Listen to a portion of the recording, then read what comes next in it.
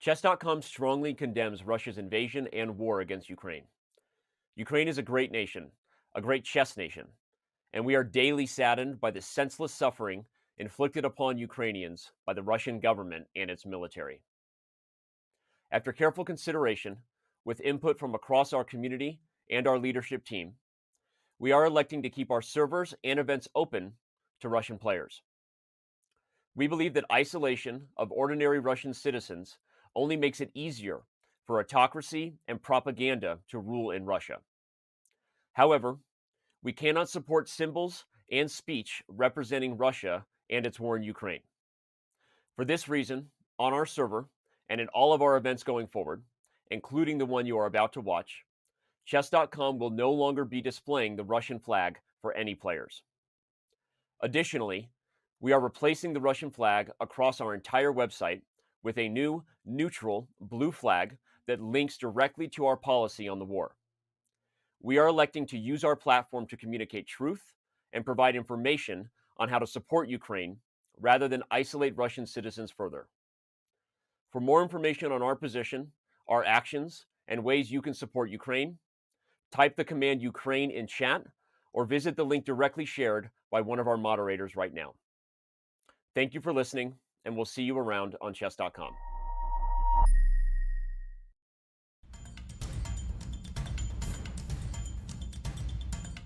Amin Tabatabai versus a new player, haven't seen before, Harsha Baratakoti. Did I say that right? I've never seen it. That was actually Baratakoti. That was really good. Yeah, I wouldn't have said that if I would have heard you say it. Oh, he made! Mage! Oh no!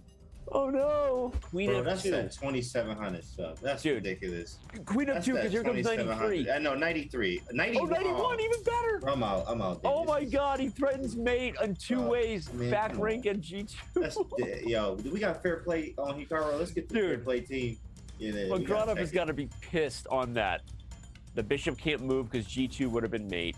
And look, he's not even done being dirty. Oh my God, this is the like little shake and bake, stick and move, right? Triangulation. Dude. Check. Look at this. 2 again. Just go right back to the same corner and remind White that it's stalemate. Yeah, this is so cool. Whoa! Oh my God! He got him! He got him with the brain. It hurts. Oh no! Oh no! It hurts. Okay, you can do either one here. Wait, what? He didn't play Rook D8. God! He didn't play Rook D8. He should have played Rook D8. Oh my gosh! Hikaru does it again. What in the world just happened? It was one from resignation. Bortnick could lose this game now with only 4 seconds. What is going on here? I am absolutely blown away. How did we get here? What in the world? You called it, Danny. You said that because Hikaru didn't lose that first match against Bortnick, where he had the losing position multiple times during that match, actually.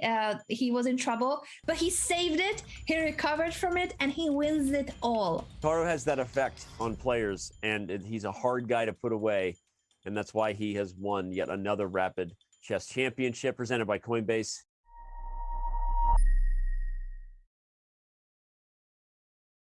Welcome everyone at Rapid Chess Championship. I'm Women Grandmaster Tsatsalashvili and I'm joined by International Master Teddy Coleman. Welcome Teddy at the tournament.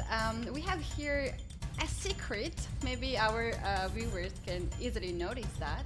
But our secret is that we're doing this tournament for the first time, both of us. Yeah, it's really exciting to be here. Thanks for the intro, Kenny. All right, here we have a really interesting tournament starting in few minutes. Let's take a look at the format and let's know what is happening. How many weeks do we have for this tournament, and how many tournaments the players have to play to qualify to the finals? The answer to that is that we have 26 weeks of the Rapid Chess Championship, and the best 13 results will be out there. And in the end, in the finals, we're gonna have top 12 players qualified to the finals, plus 4 players who will be just wild cards of chess.com. We have here very interesting format. Can you tell us a little bit more about time control and the rest of the things, Teddy? Yeah, so today it's a 9-round Swiss with a time control of 10 plus 0. So very scary with no increment. You know, you easily can have a lot of people flagging. And then from today, the top 8 players will qualify for the knockout round tomorrow. So in that one, then you actually get 10 plus 2 increment. Yeah, in that case, it's single elimination, 10 plus 2 increment. And then if you get a match drawn, then you end up having Armageddon to see who advances. That's right. So very high stakes. And, you know, so far, I think we're in week 15 out of 26. So a lot of the top players are up at the top. No huge surprises there with Hikaru, Fabiano, Levanaronian, just so many strong players playing in this event and, you know, leading, you know, at the top of the leaderboard. That's right. Fabiano Caruana, Levanaronian, those 2 players right now are playing Grandchester, the last round of the Rapid Championship. So they are not playing at this event, but I saw Hikaru was already there as a lead rated player. So we're going to see rest of these players also now today competing against each other, 9 rounds ahead of us. And to be honest, this is my favorite rapid control when there is no increment on the clock. But whenever I play, I always need the increment on the clock. But when I watch or commentate, I do love games without increment because that gets really weird. Yeah. All right, the games have just started now, and we can take a look at the first games, and we're starting with Hikaru. Let's try to understand what's happening in that game. Let's see. Yeah, he's playing black pieces against Grandmaster Carlos Antonio Hevia, and they're playing so fast. They're playing just so fast. Okay, so it looks like here we have a Sicilian. In this case now, we have traded, a lot of pawns have come out of the center already, so the position's very open. I'm looking now, trying to figure out exactly which Sicilian got us here. But it looks like, I mean, as far as I can tell, it looks to me like black has equalized and doesn't have any real problems. What do you think about the position, Ketty? No, I like here black's position. There's a b4 threat right now. The knight will be hanging, so white played rook to c1. Still, this is not safe to my eyes. And also, I'm not a big fan of the moves like f3. This usually is causing some weaknesses on next squares. And also king on h1. In the end games, this king is just misplaced there. So after rook to c1, that's interesting. What is black's follow-up? I would think here to play this queen somewhere on h5 to just bring the queen there and then to threat b4. But Hikaru goes b4 right away. And do you think he's going to take a2 pawn here? That's what I was wondering. Yeah, it looks like white actually cannot hold that pawn. So so obviously the knight needs to move somewhere. I'm not sure whether it's going to go to a4 or e4. Neither one of them looks great to me. So after a move like knight e4, I assume Hikaru would play knight takes e4. And then after bishop takes e4, you know, we would end up trading a bunch of pieces on c2, and then it looks like the a pawn is hanging to me. So it looks like we may actually see this line. Yeah. There we go. We have it. And this just looks like the kind of position where you know, white is kind of groveling for a draw here, because you just have this outside pass pawn, and so if black can kind of get rolling here, it's going to be a huge problem. One interesting thing to note is that I was just going to say if white could have I wanted two moves, to say that too. Yes, b3 here. If you could play 2 moves and go b3, rook a1 in one go, it would work. But here, here you're just not in time now. This rook d1 move is very cute. You're obviously rook takes c2 doesn't work because rook d8 is checkmate. But as you were just pointing out, a move like g6 is very normal. Maybe something like king f8, I don't know, to get the king out, but okay, g6 makes more sense. And I think white is just struggling to hold on here. Yep, rook c7 last move. Now b3 pawn also will be lost. And you also have here with white pieces this problem of the back rank, and here we had a resignation. I kind of have a feeling that it was a bullet game because they played so fast this one. And this gives us a chance to go and check out another game. I see Grishchuk here, so let's take a look at the game of Grishchuk. He plays against Alexander Rachmanov. And how did we even get here? Can we go back a few moves and see? Because I'm very okay. This end game. Oh, sorry, end game. Yeah. English happening. Quite Got a it. style here. I see. So he snags the pawn on h4. However, this position. Okay, so white has been able to play this check on h5 to disrupt black from castling. So it looks like Rachmanov sacrifices the pawn, but gets a lot of activity for it. Right. And now what is... Oh, okay. So right now, so I think knight g5 is a big threat here. Obviously knight g5, queen f7 is going to be checkmate, but that's not going to be allowed. But now you're going to lose the d6 pawn. Or actually, sorry, no. If queen takes e8, then knight takes e8 defends that pawn. Oh. Yeah. So what is the... Okay, so what is the follow-up here? How does white keep the pressure? Maybe queen g3, although this will fall for knight to h5. Yeah, that doesn't feel great. So how does white maintain the pressure here? It's not so clear to me. That's right. And without attack here, that black just got the h4 pawn, and black has an extra pawn. Black can develop the pieces on the queen side, and it will be just fine position for black. It's a little bit funny because in this position, the bishop on f4 is taking the spot where the knight wanted to go. Because if you could go knight f4, that move would have maybe been pleasant. But obviously, the pieces were kind of getting in the way of each other. Ooh, d5. That is, he is going for it. I like the spirit. But maybe, what happens after take here? It might just be, okay, it's a double pawn, but it's still a pawn. But okay, castles is an interesting follow-up. How does black develop here, though? Because it feels like you want to try to develop as quickly as you can. Just because that's white's compensation right now, right? Is like white is a little bit more developed. The king on f8 is a little bit out of play. The knight on e8 is a little bit awkwardly placed, but yeah, I was about to make this move g5 here. It could be such a big blunder as now this rook on in the end of the board h8.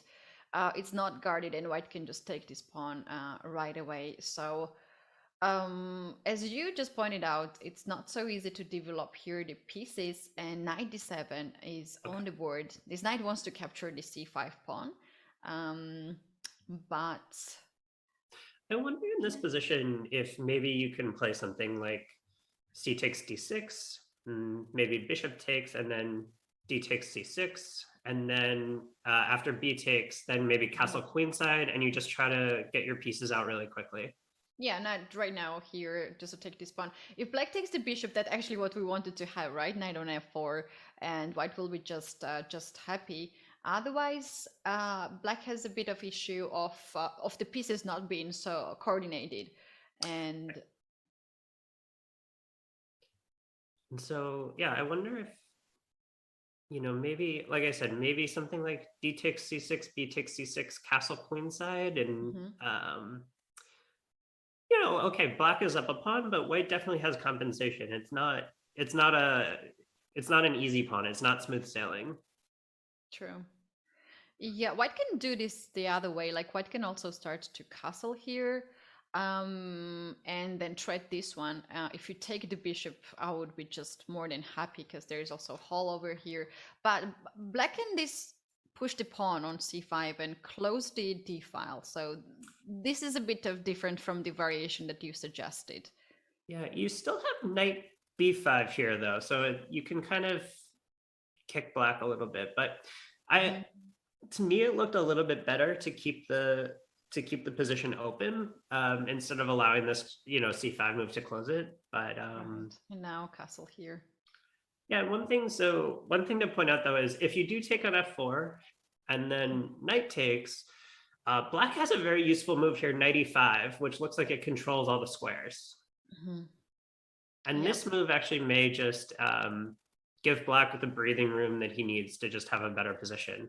Because it seems like white maybe is kind of, the attack is petering out here. Yeah, and this g5 finally is there to kick this knight back, and bishop will be able to develop on e6, and slowly black can start to activate the pieces.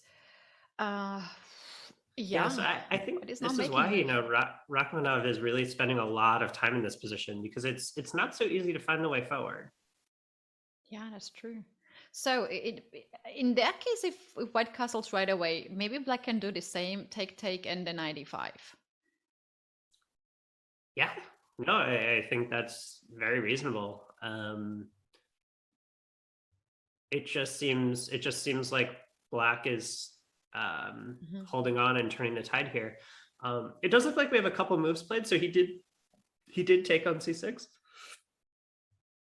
Yeah, he took on c6 and still wait. I thought the next move would be just fast here, like to follow up really fast, but he's still taking some time. Rachmanov here, and there's not big difference on the time, but there's no increment, so he has to make moves really fast, because this is the danger zone now. 3 minutes 30 seconds on the clock. Right, and we know that a player like Grishuk is no stranger to time pressure. He's he's in time pressure all the time, and in fact, like, maybe it even makes him play better chess. He's so good at it. So yeah, I agree with that. Even in classical chess, he just loves to have 1 minute on the clock and the opponent's just like 1 hour on the clock, and he still makes the best moves in that time pressure. Yeah, wow, he's unfazable. Yeah, he's not moving. So it seems like while he's thinking here, should we maybe see some? Oh, he did castle. But yeah, I was gonna say, should we poke around and see some of the other games going on? Sure. Let's go to this one here. I see. Alexei Drev against Jeffrey Jean here. We have this end game, and the engine says, our evil bar says that this is a very good position for white, as white has extra pawn. White looks for this pawn here, and the rook is on the open file. Yeah, I assume a move like rook d4 here makes a lot of sense. Yep, and you have the extra pawn on the king side, and the bishop is just so strong here. I think Jeffrey probably got himself into a little bit of trouble in this game. Right. How about f4 here to try to get rid of the double pawn, and then to get the rook on a file? And this is, I think, the perfect square for the rook to be. Yeah, no, that makes a ton of sense. I wonder. Yeah, it just seems like it's on the board. Yeah, it's really hard for black to also just get any activity here. This is one of these positions where you just kind of try to you're just trying to hold on for dear life here. Yeah, well, Drev is not the opponent you want to play this kind of end games, because he's so classy chess player. He have made he's an author of a lot of books, and some of the books chapters are about realization in the end game, and we can see how he is going to improve this position. He went to h4 now, and after all those traits, there's not much that white gain, right? He just trade more pawns on the king side, and I'm sure Jeffrey is happy with that trades. Yeah, I think, as with the black pieces in this position, you maybe are a little bit happy with pawns coming off the board, right? Because the Yeah. with fewer pawns on the board, you may have better chances. But let's see, the eval bar just jumped here. I wonder if somehow was that rook on a5 trapped somehow with I was wondering if maybe you would have time for rook d4, king c3, king b4, and you just kind of get there in time somehow. Oof, this position looks really tough. I kind of expected king d4 though. Felt very normal. He went for the check. I was sure that he was going for king d4. Can he still do this? Yeah, I do think black has a6 at the right moment to get out of it. But there we go. Okay, so we see this move played. Actually, where's your bishop going? Your bishop kind of is running out of squares here. Yeah, there's b7. Is Jeffrey holding this? Ooh, bishop c6 and rook c5 back. Bishop d5, rook a5. Oh, there's bishop here on b3. Yeah. Oh, wait, but the check comes first, and now rook a3, and you don't have bishop b3, but you do have bishop c6. f6. Let's play it here. I would just bring this king here to get rid of this rook, but then f4 pawn might be under attack. So knight was kicked back. Yeah. And is there this a bishop feels like b7? a really yeah, it feels like black was aggressive, or had a bit of momentum going for a while, attacking this a4 pawn. But now with the knight going back, I think Jeffrey now is just back into being in huge trouble here. Yeah. Is there a rook d7 now a threat? Because if king goes on the c file, you lose the knight. If king goes on e6, then maybe some checkmating ideas. Yeah, no, for sure. It's so crazy. Rook d7. Rook d3. Take my rook, or I will just win your knight. That's a really decision. Good. Yeah, that's a really important simplification there. Yeah. And the endgame bishop versus knight with extra pawn. That's obviously winning. This is for sure lost. Yeah, king d4, and part of the problem, right, is this. At some point, I'm going to try to walk my king over and take this a6 pawn. Or even now that well, I have to be a little bit careful. So one idea is if Drev's not careful, maybe black's dream is to get knight c6 check, forking the king and the pawn. But obviously he's not going to allow that. But you do want, if you can, put the bishop on like c4 or something like that and try to pick up the a6 pawn. Ooh, okay, king c5 and just kind of walk in. Yeah, this bishop has to come on c4 to attack this pawn. Yeah, I think in this position, at least for now, kind of all roads lead to Rome, right? Oh my gosh, wait. No, knight c6. He blundered knight c6. That is mind-blowing. Oh no, so if you push this pawn, takes e7, there is a check and you have... No! Oh, there was you're knight so e6. right. Oh my god, Jeffrey missed it. Yeah, so that you had knight takes a5, e7, knight b7 check, and knight d6. That is a huge missed opportunity for Jeffrey right now. And I don't think he's going to get that one back. No. He can try. No, he's not even trying that. Now, e7 is just game over, I think, right? You can't stop it. Yeah, you can stop it. You can bring the king, and knight cannot do too much here. Wow. Oh, Jeffrey actually... He was defending well. He had his moment, but yeah, we can show that. I think at this point, yeah, bishop f7 was a horrible blunder. Here. This is one of these positions. Yeah, the knight is just so tricky, and it gets back in time. Yeah. Okay, so we see Jeffrey throws in the towel here. In these fast time controls, it's so easy to miss something, Yeah, it is just very easy to do. There is this Rachmanov and Grishto game still in progress. Maybe you can take a look back, and the queen is still on g6. Oh my gosh. Oh no, this is different game. Oh, you're Queens right. were Okay. trading. So wait, I now was we like, have, what? okay, so this is Potkin versus Paravian. Yeah, And what is happening here? Well, whose king is worse? It looks like yeah. White's king is worse. But, there are obviously threats against the Black king as well. But queen takes c3 and Rook a1 wins the queen. I wasn't Oh. playing it. Okay, but rook a1 is game over now again.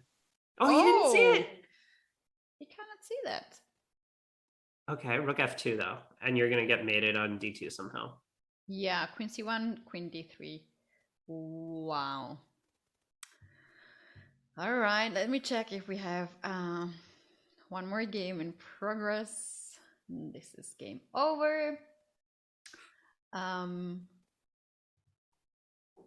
I think we don't have any. Yeah, we don't have any games in progress. That was the first round, and it kind of felt for me there was a bullet tournament, not a rapid tournament for some reason. I think it's the no increment really makes everything so much faster because you just feel that pressure so much earlier. You can't let your clock tick too low, or you just will lose at the end.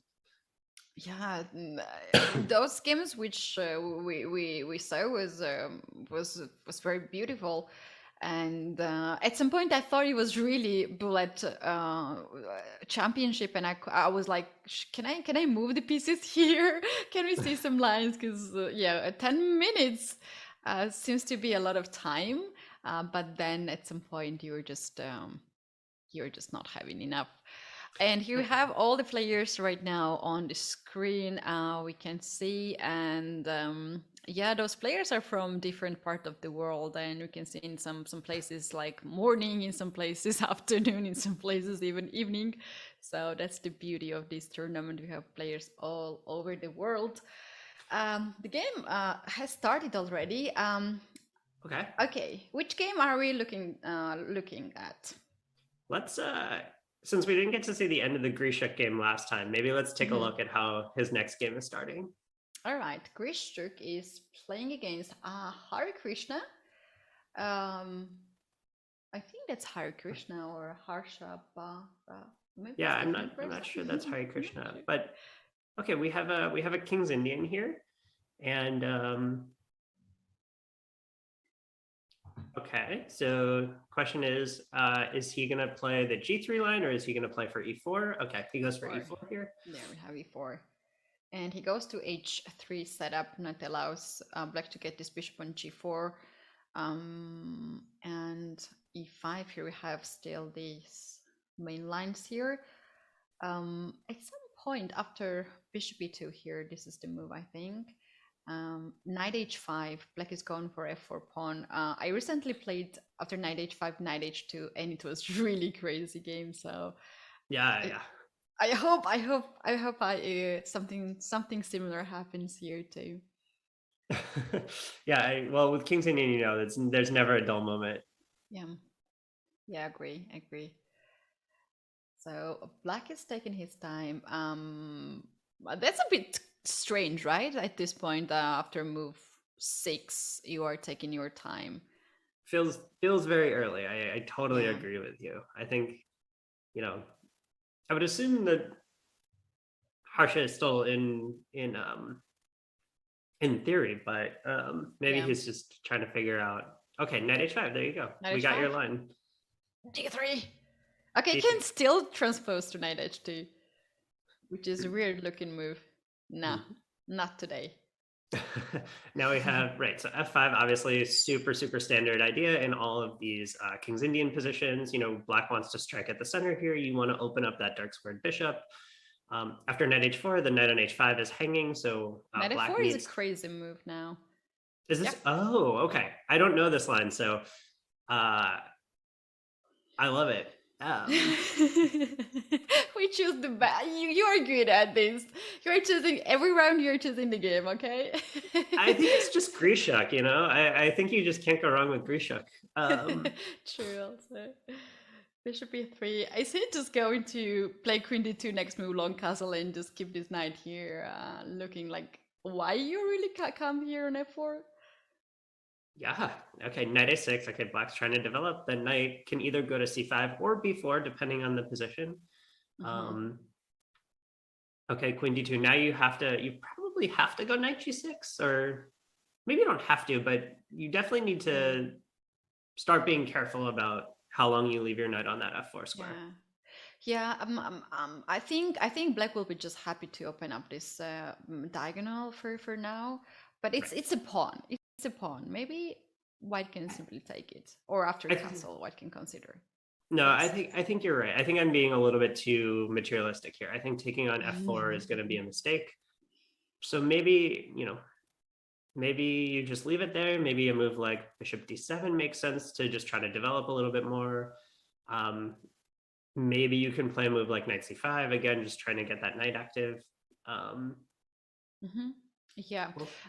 There's also this, I do love this knight g6 because you basically force White to make the move with the knight, just takes here or goes back, and then you are always threatening f4, which is so unpleasant here for White. Right.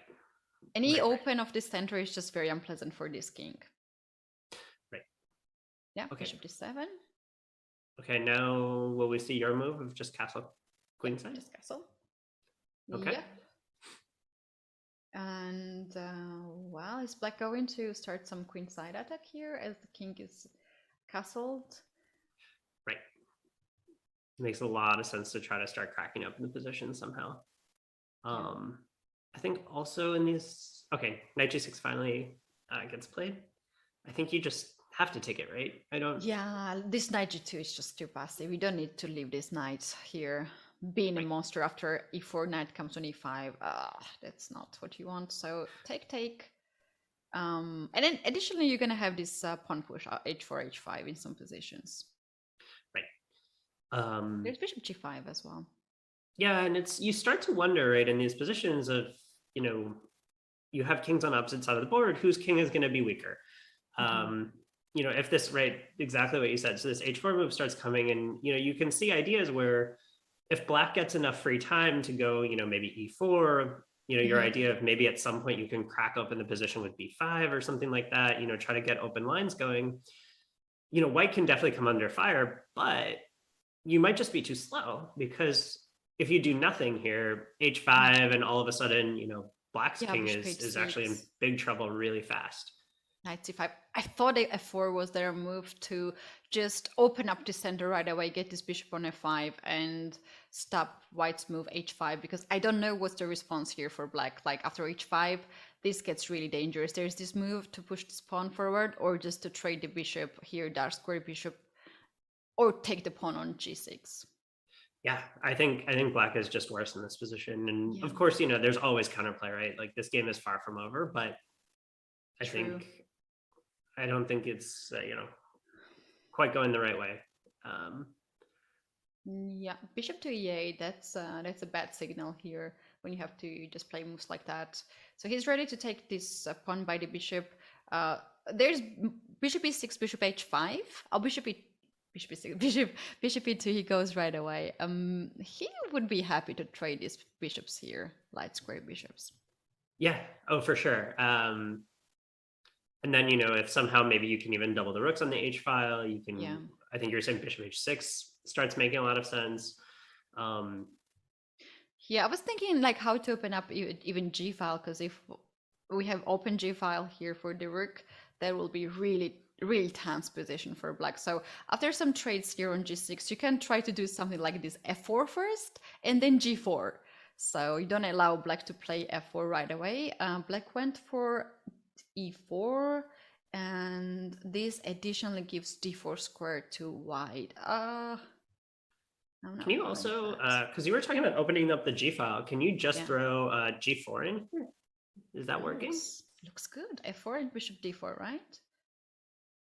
f4 and bishop d4. Or you want to take this pawn? It's actually extra. Yeah, I don't see why not, right? It seems like, Yeah, why not? Yeah, I think, I don't know, I don't want to speak too soon, but it seems like this feels like this position keeps getting better and better for Grishuk. It does here. It's only White who's playing on the king side. So all this black started to play on the king side, right? With this knight h5, knight f4, f5 idea, and it somehow turned out that white is happy now as black opened up all these files and the diagonals on the king side. And I think one of the interesting things about this game is I think black actually made a lot of very natural looking moves. Ideas that are like very typical of the King's Indian, but somewhere he may have just been a little bit too slow. So I don't know if maybe he needed to just throw f4 at some point and sacrifice a pawn, and that would have been a better way to go about it. Would have to go back and look at it, but I'm not quite sure exactly where he went wrong. Yeah, I'm not quite sure how to do that, but I'll figure it out how to do it for the next games. But there was I totally agree. There was f4 move. Black had to open up the center right on the time. And to be honest, I'm not sure this is the right way to open up with the e4 pawn, when there's no knight to come on e5 square to get on d3. So usually you would love to have this pawn here on f4 first. Right. That's a really, really good point. Yeah, Grishchuk is being Grishchuk now. He took his time, and he went to g4, and after f4, he's obviously going to take this one. Yeah, and otherwise black can just get checkmate in this position, right? If you open up the G file and you open up the, you also have the open H file. Yeah.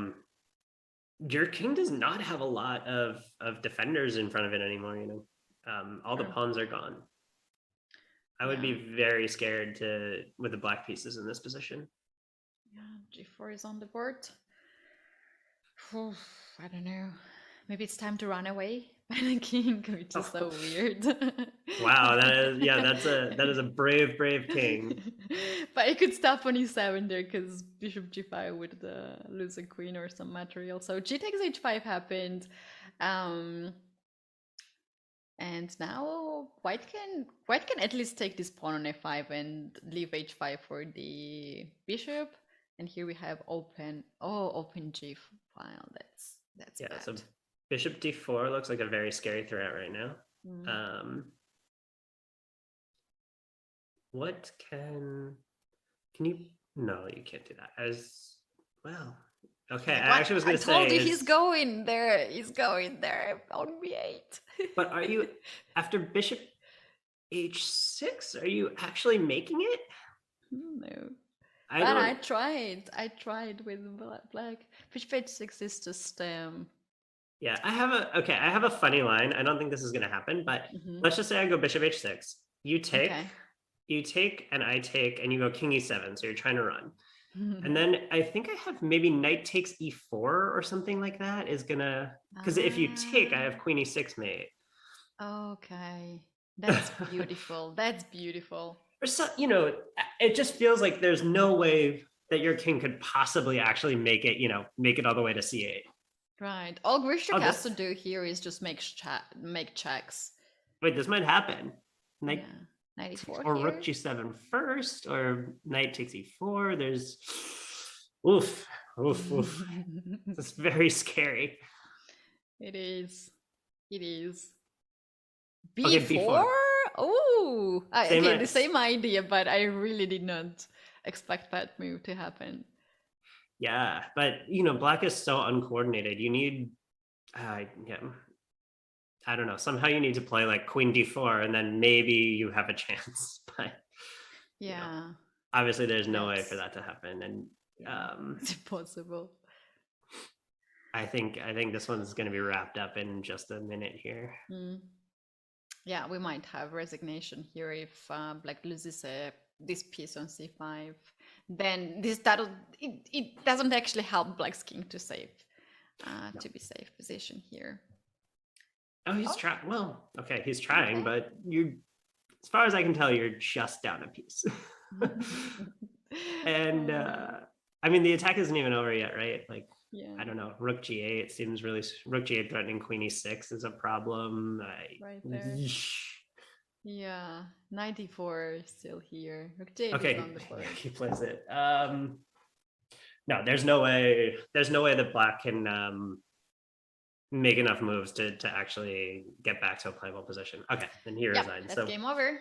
That's game over. Beautiful way to play here. This is the game that I will for sure remember in my this updated version of the game I did some time ago. Okay, shall we take a look at the game of Dubov? sure. He's playing against Nikita Martinian. Okay, and okay, so already off the bat, Dubov is up in exchange. How many pawns are there? Black has one pawn, but the pawn structure is very weird with these double pawns on the C file. Because the thing that's funny, right, is there, because there's also the pawn on both D6 and B5, you know that there have been like multiple captures, across the board. Yeah, true.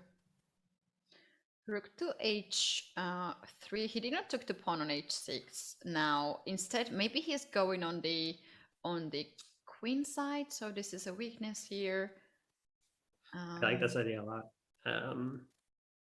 Maybe Black has to play B4 or something here, but then Rook H4, just slightly up.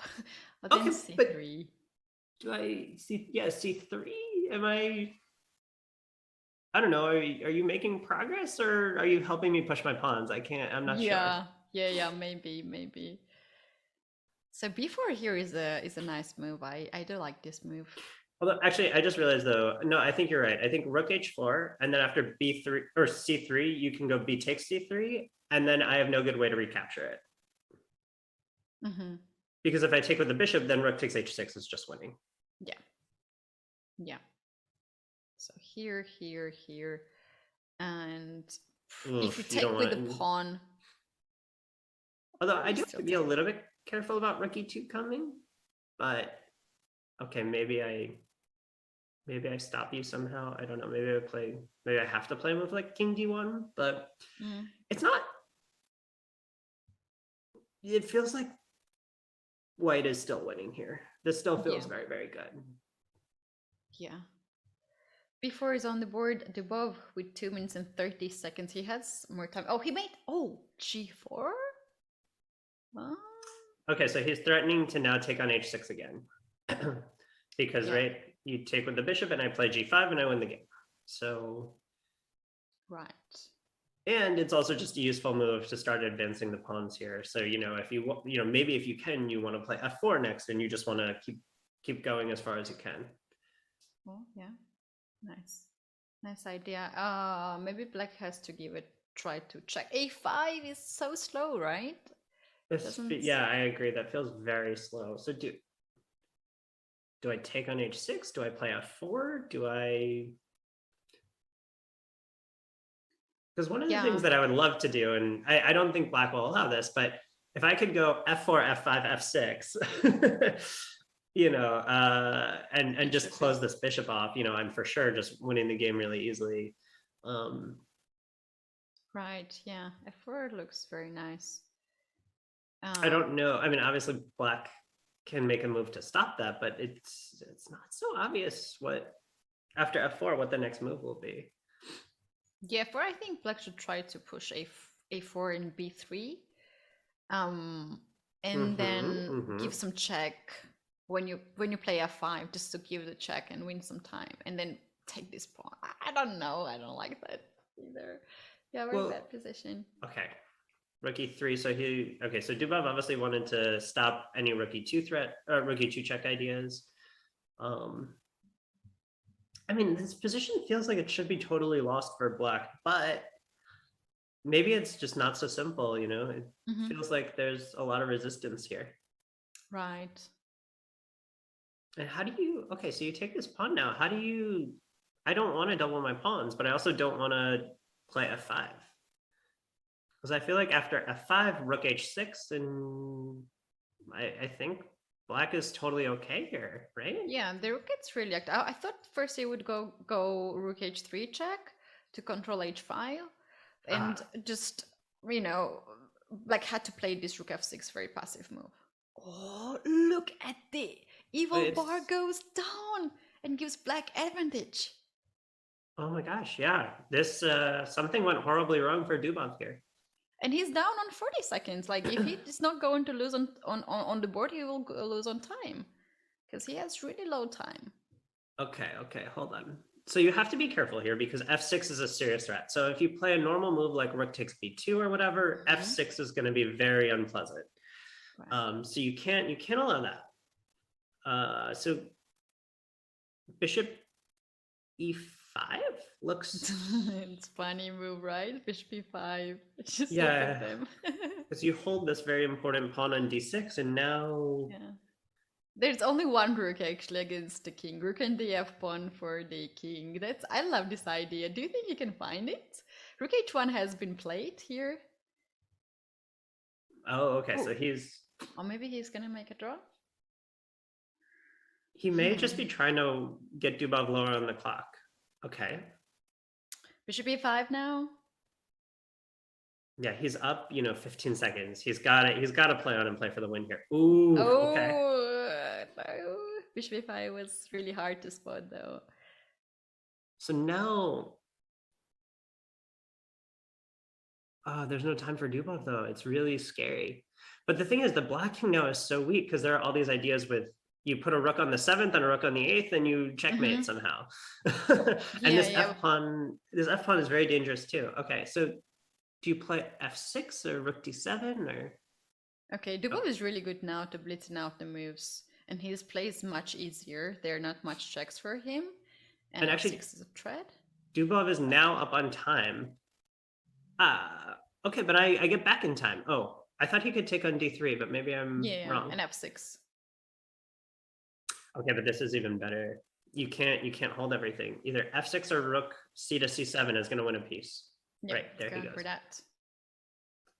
Black is also trying to push the pawn, but with the help of the f pawn, there will be a checkmate. And here we had the win for Dubov. That was not easy game, even though that he had winning position. It was not so easy. No, that endgame was really, really, really tight. So, yeah, a super instructive endgame where, this bishop actually was causing problems, and if he had found bishop e5, which is not an easy move to find, right? Maybe that game would have gone differently. Yeah. Bishop e5 was the key move there, but also when you're losing all the time, like this endgame, you barely, you never think like there's much chance, right? He probably was just in a mood. He was losing and he was not really planning to win. So that was the last game of this round, and now we have all the games done, and we're gonna have new games starting soon. We don't have much of the time between the rounds, but after round 3 we're gonna have a break for the players to get some drinks or some fresh air. And these games are just so fast, right? Yeah, and actually after 2 rounds we only have 9 players, I think, who are 2-0. So obviously, these games are so tough. So let's see. Has the next round started yet? No. Next round starting soon. That's what I see. I don't think there is any game in progress. I don't see any. Yeah. Oh, we have it. We have the start. On this screen, I have Dubov and Hikaru.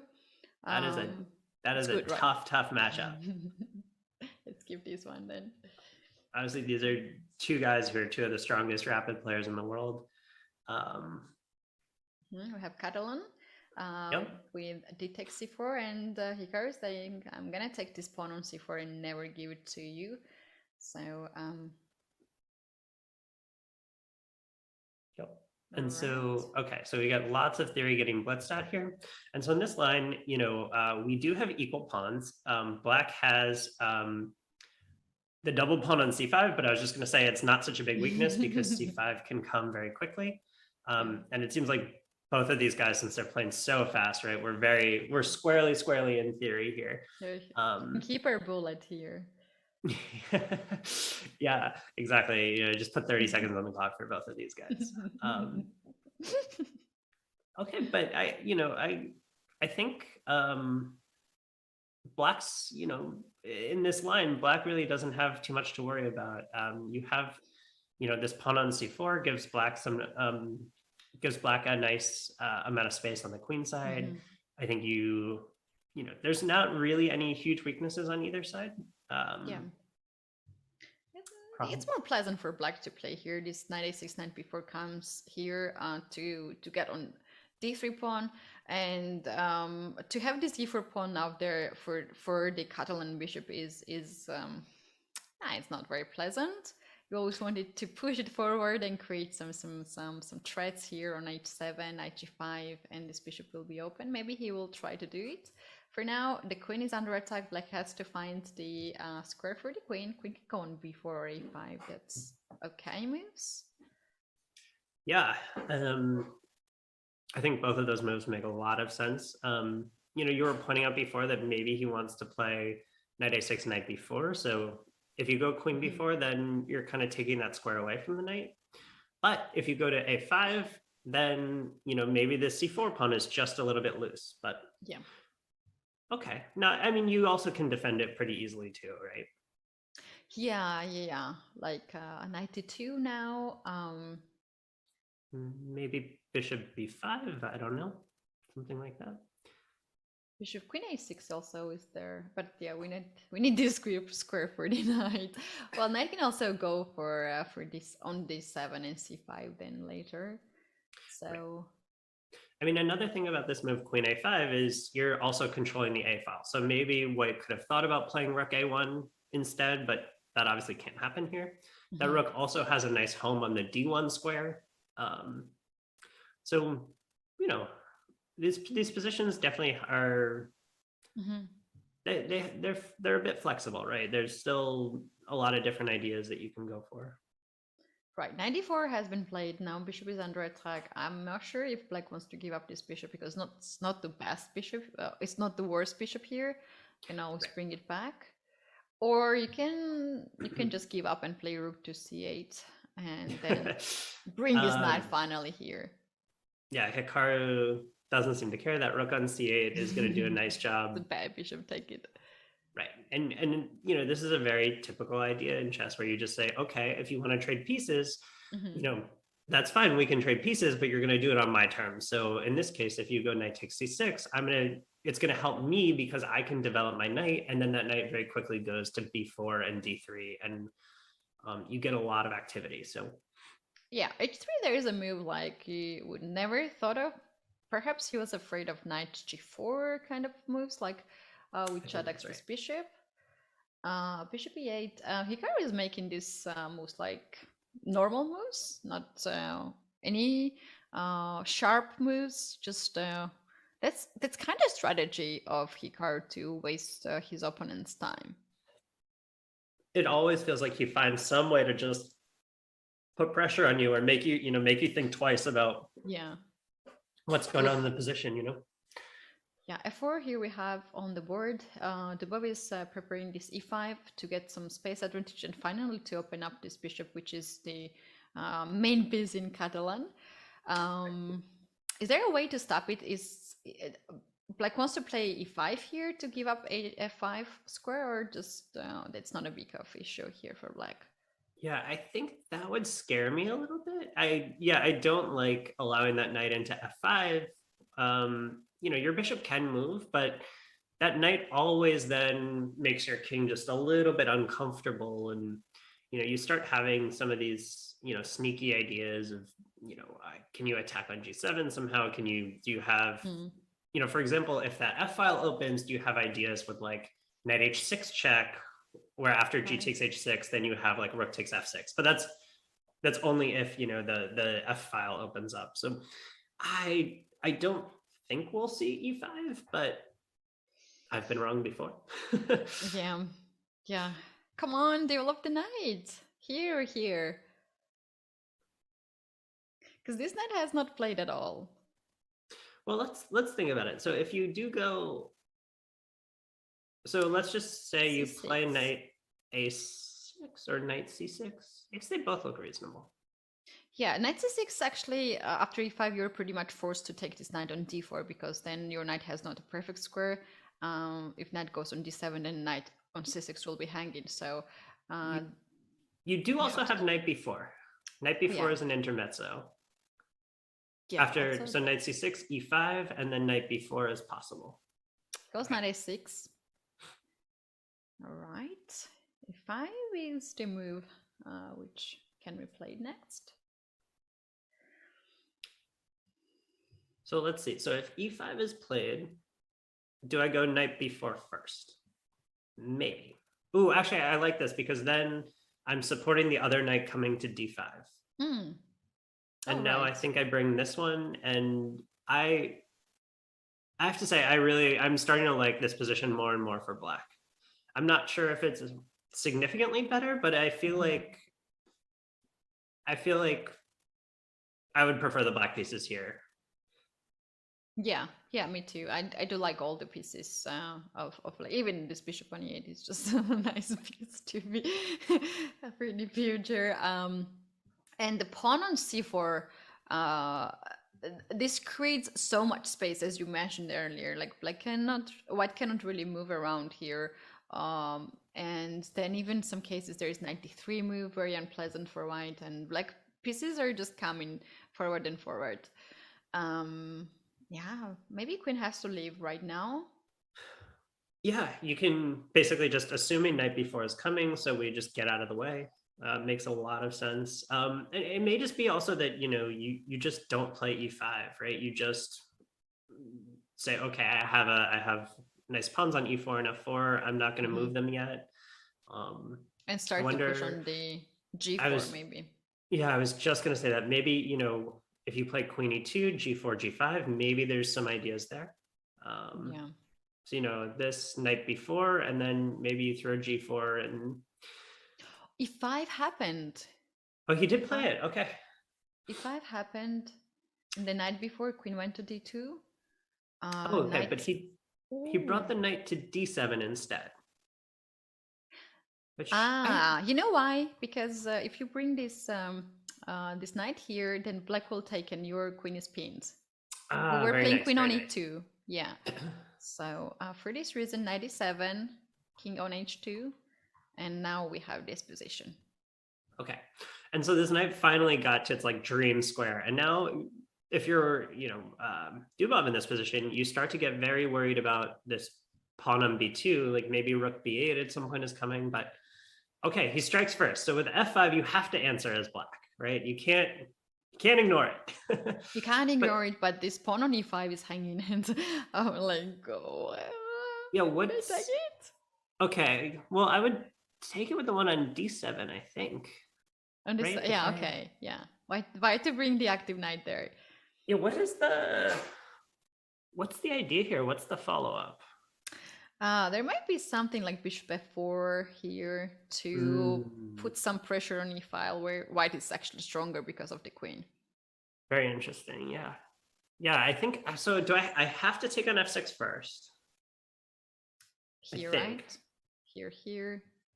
Takes, and now I need a good idea. Oh, there's knight e6. Oh, you just take it. Okay, yes. Very, very nice. Very, very nice idea. Ooh. Yeah, it's free. Okay, so He did that! He did that. This is not our lines. He did that. Oh, wow. Okay. But, okay, obviously black, though, doesn't have to take it, right? Maybe... Yeah. I don't know what I want to play here. I want to maybe bishop play F7? Something...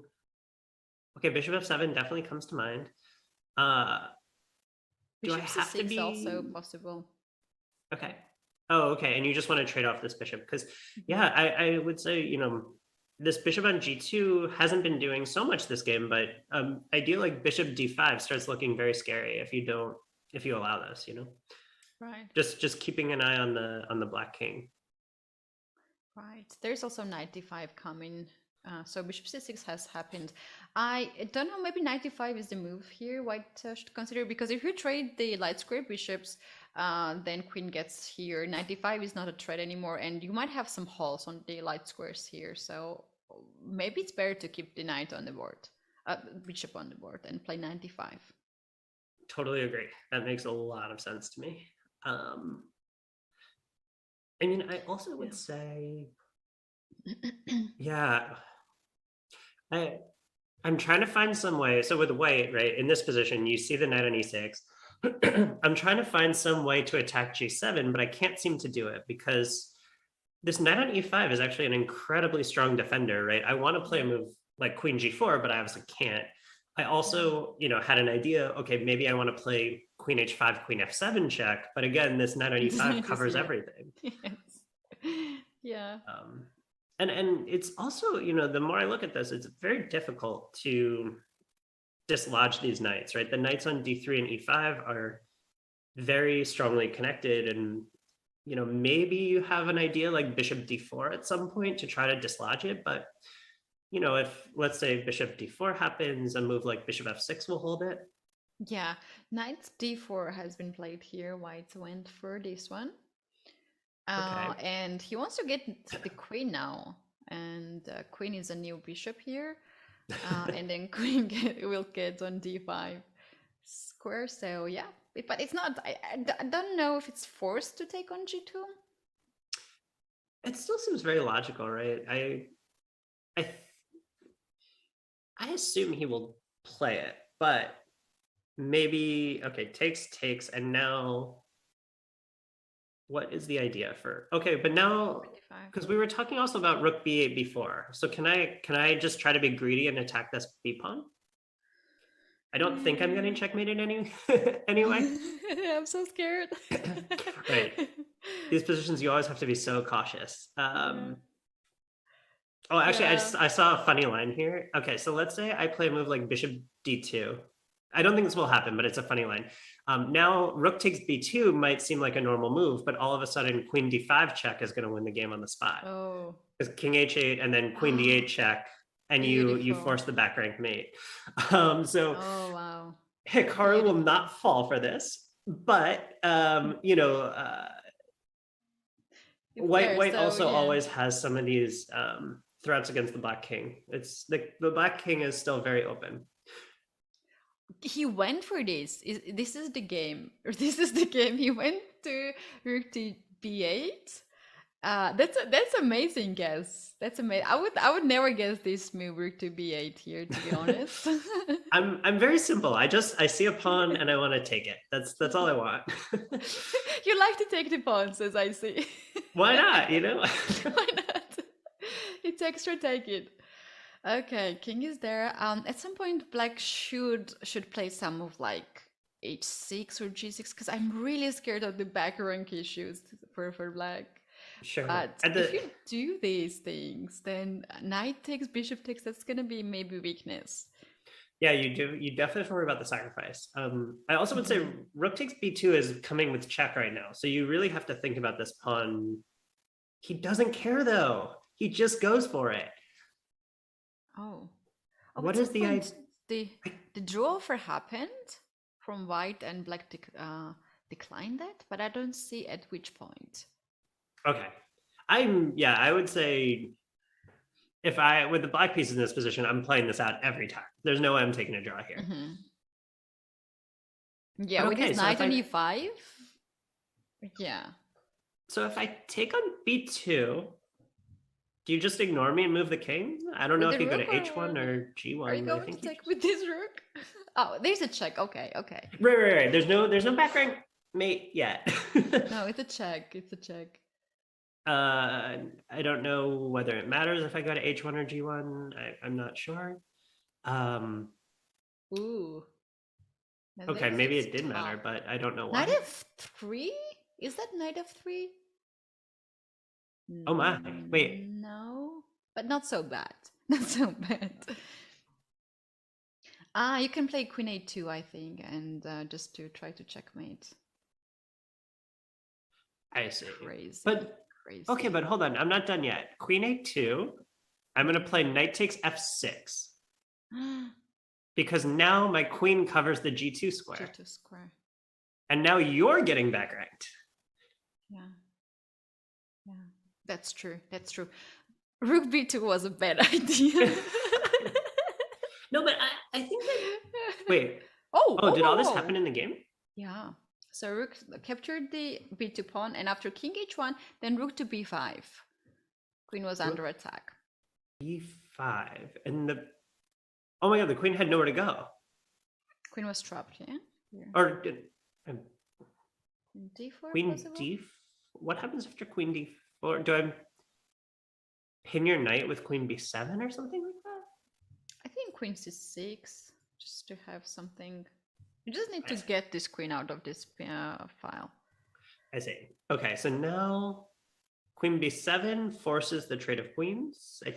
I think. Yeah, pretty much. If you play queen d4 now, knight c5, this knight is pinned, so you have to take this queen here, and end game with extra c4 pawn and these beautiful pieces is easy to play with extra time on the clock.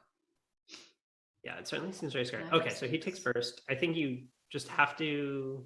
Oh no, actually, you have an option here. You can take on g6 or you can take on d5. I think d5 is more safe. Take on d5, then rook takes on c5, and then just push the pawns. Yeah, he went for this. Rook c5, knight is under attack. Maybe knight f2, e3 to also threaten this checkmate here. Right. And then I also wonder, okay, at some point, knight c3 trying to blockade makes a lot of sense. You just try to kind of hold on for dear life here, but it actually might not be so easy to push this pawn. But look at the time. Black is here 1 minute extra on the clock, so he doesn't really need to win. He just needs to flag Dubov here. Right, because I mean, Hikaru will play 100 moves in this position, right? He's never gonna allow a draw or anything like that. Right. H6, just to make sure there's not a checkmate. Oh wait, what? Wait, now c3 is coming, right? Or is there an idea against c3? Oh, there isn't. Wait, hold on. I'm looking at, are there threats with 90? I think 96 is a draw because, okay, this is really interesting. If you go c3, 96, and then I have knight f8. Oh, wait, no, it's not It's not quite working. I can't quite figure out how to get this right. But your rook has to move somewhere. Here. So rook c4. And then... And there is... Oh, no, I have rook f8, rook g8, and now I'm... Now I'm checkmating you. And knight just... Oh, knight g6 is not a checkmate? Well, the knight There will be e5 is checkmate. covering. C2? knight Oh, f8, oh no, there is this one? Or not? Oh man, this is such a clever counterattack. Jesus, what's happening here? Oh, These yeah, guys are it's so check. resourceful. Oh my god. 97 is such an interesting idea. Okay, let's get back in the game because this is so crazy. This is live 12 seconds, and we have here resignation. Oh, he was just running out of time. Yeah. But even still, also, okay, you're down a pawn and it's running, and you ran out of tactics. Right. Wow, that was nice try though to activate the knights and then checkmate Black's king. Yeah, I mean, he could try. Let me check if we have some more games in progress. No. So this one was the last one, as I can see. We try. Oh no, we have more games. Okay, so we've got another Grishuk game again, and it's Kovalev. Both are down under 20 seconds. It looks like Grishuk's up 2 pawns. This f5 pawn also could fall at some point. For a second I thought it was checkmate. I hallucinated there. Okay, but You're this. Oh my god, you take a knight takes f4. It's a draw. G7. Oh my god, rook g6 was a terrible move. He was so winning. And it's, the thing is, it's such a normal move too, because you think, oh, I want to undouble my pawns and just be winning. Yeah. Very simple move, right? Oh, yeah, but he played it so fast. Yeah, he was sure that it was winning here at this point.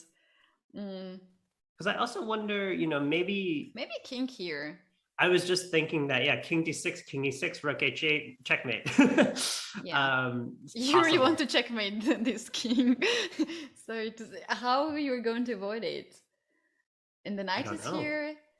Oh God. Maybe I play something like rook a3 to try to play rook a6 check. So like king d5, rook a3, something like that. But yeah, now maybe this is okay again because knight takes f4 is a problem. But chess is a tough game. No. Even when you're completely winning, it's such a tough game. That was the last game before the break, so players are going to have now short break.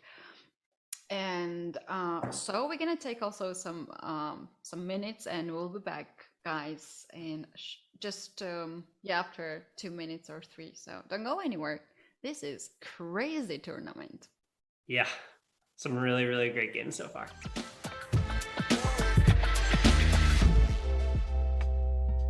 Yes, it's an easy draw at this point.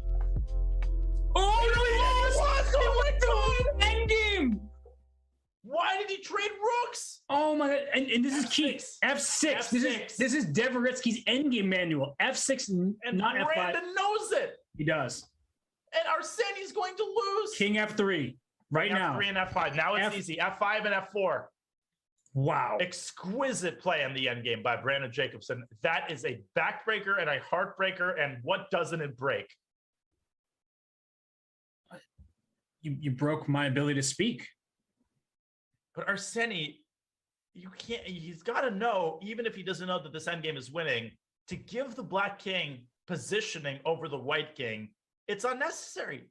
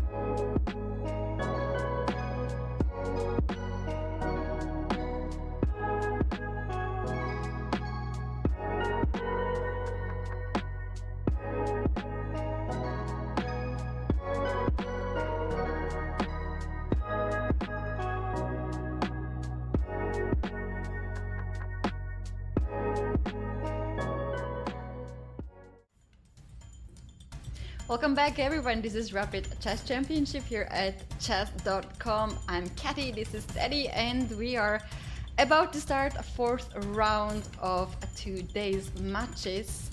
But before we go there, Teddy, there is some announcement. Yeah, it's really exciting because the I Am Not a GM Chess Championship is back. And in that, you can catch some of the strongest masters who are competing in fast-paced chess. And the next match features chess.com's own Danny Wrench taking on Justice Williams. And that is tomorrow at noon Pacific time. And so you can catch that action here on chess.com. Also, I think this is Danny's third time competing in the I Am Not a GM championship, and I don't think he's ever made it past the first round. So good luck to him. Good luck to Justice. Two really strong players going at it tomorrow. Yeah, indeed. Best of the luck to these two players, and I'm sure it will be an amazing show. So I'm going to watch that one. But before we go tomorrow, today we have this Rapid Chess Championship, and fourth round has already started. And let's take a look at the game. You are good at choosing the player, so your call. Well, right now, so it looks like after 3 rounds, the only 2 players who are 3-0 are Hikaru and Daro here, Tsatsalashvili. And so we have a really interesting position here. What is happening with this pawn on E7 getting taken off the board? Hikaru is being extremely aggressive here. He's up 1 pawn. However, he's behind in development. So what do you think about this position so far? I liked Black's position here, but then I saw this bishop e2 and White is just ready to castle. And I'm also a materialistic chess player, and I do like extra pawns. So I think White is just fine.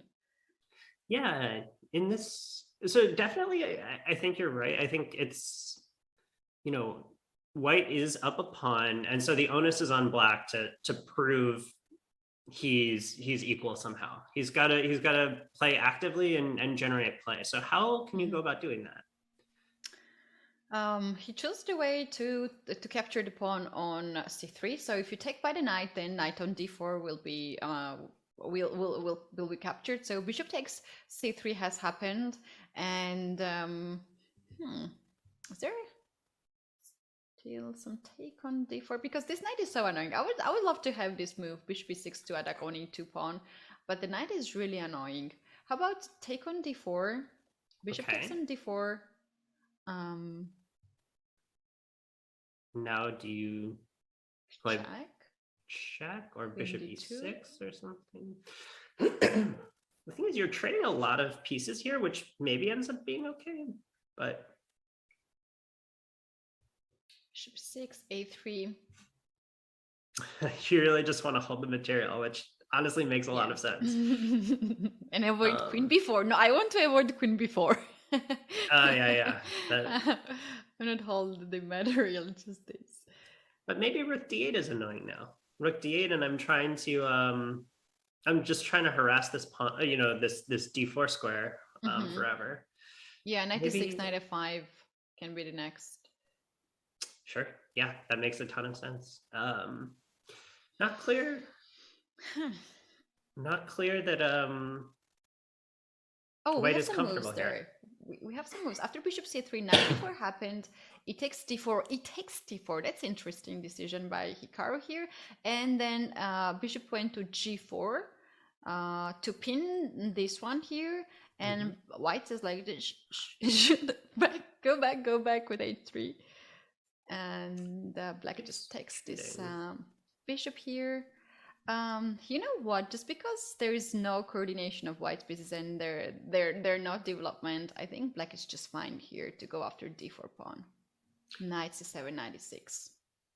I see, and you're gonna stick that knight on a beautiful outpost square on d5 if you can, and then all of a sudden this bishop probably has to drop back to b2, and that bishop starts looking more like a big pawn instead of a strong bishop. Yeah. So interesting. Rook d1 has happened. So in case if knight goes on d6 on e6 and chase this one here, then this pawn will not be hanging. Where the knight goes, like how white is going to develop the knight? That's a bit of issue here. Yeah, I was thinking maybe bishop b2, knight c3, and or I kind of would love if I can to somehow get this knight to c5, but that obviously takes a lot of moves. It's not so easy. So again, Daro here says, okay, trading queens is pretty good for me here. If you take, I'll take with the knight and I'll put it on the beautiful square. Yeah, knight e2. This is a nice developing move. If you trade now queens, then I will get this knight on f3, and white has very good position. Extra pawn, all the pieces developed. Everything sounds just great. Yeah, I will say it looks like based on the games list, it looks like maybe Dubov actually won his game already somehow. Yeah, the chat says that Dubov had done already, so that's yeah. fast. Should we pop over there for a second and just see how that happened? Because that was incredibly fast. Yeah, I don't know how to do that. Okay. I only see the live games here, and this is the first time I'm doing this, so give me guides for that.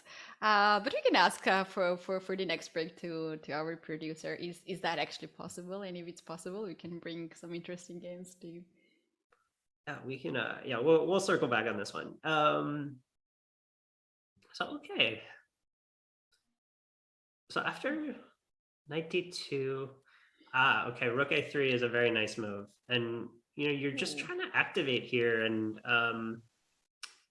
now maybe rook a4, and I just use this rook to attack all the pawns, and it's very, very hard for Hikaru to keep maintaining this position. I feel like at some point he may just have to throw back one of the pawns, and then we probably end up in a draw or a drawn endgame somehow.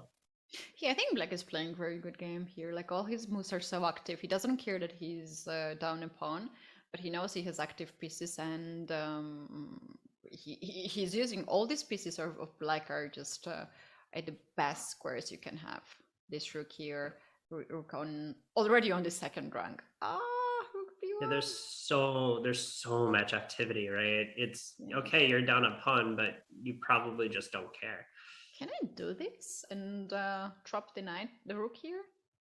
You can certainly try.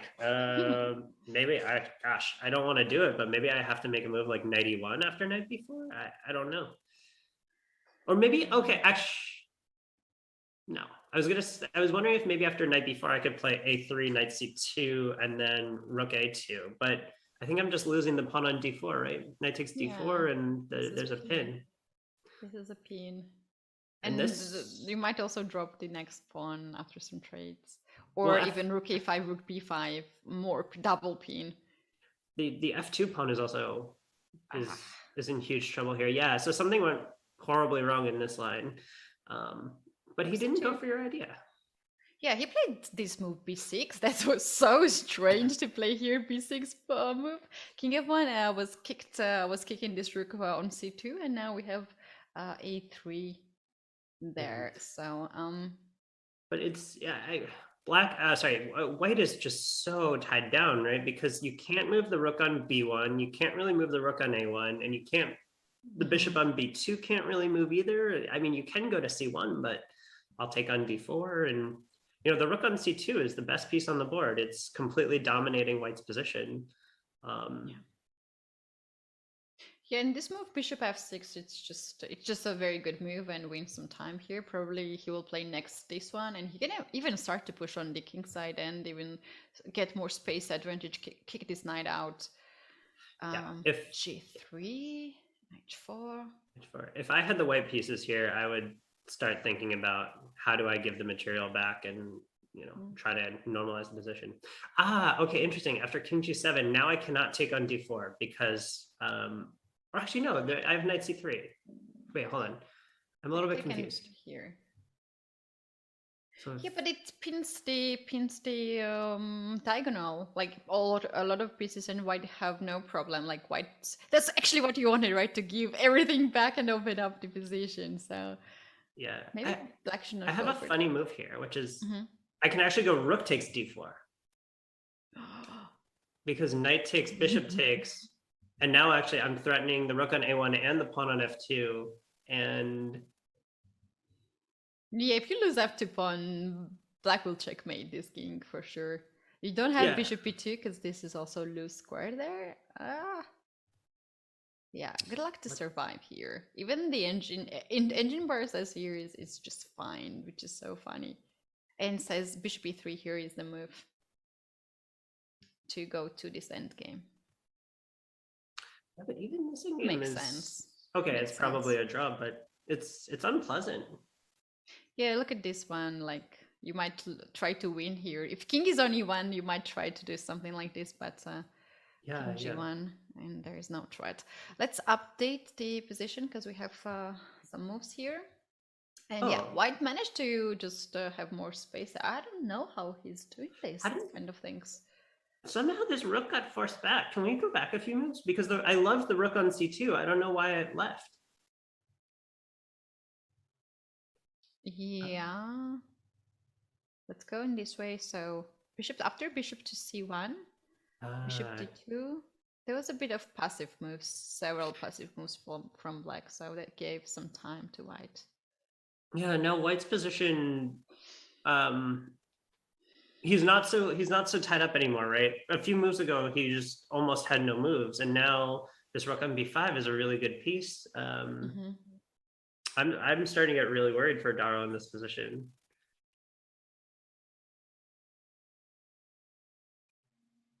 Hold on, can I take on d4?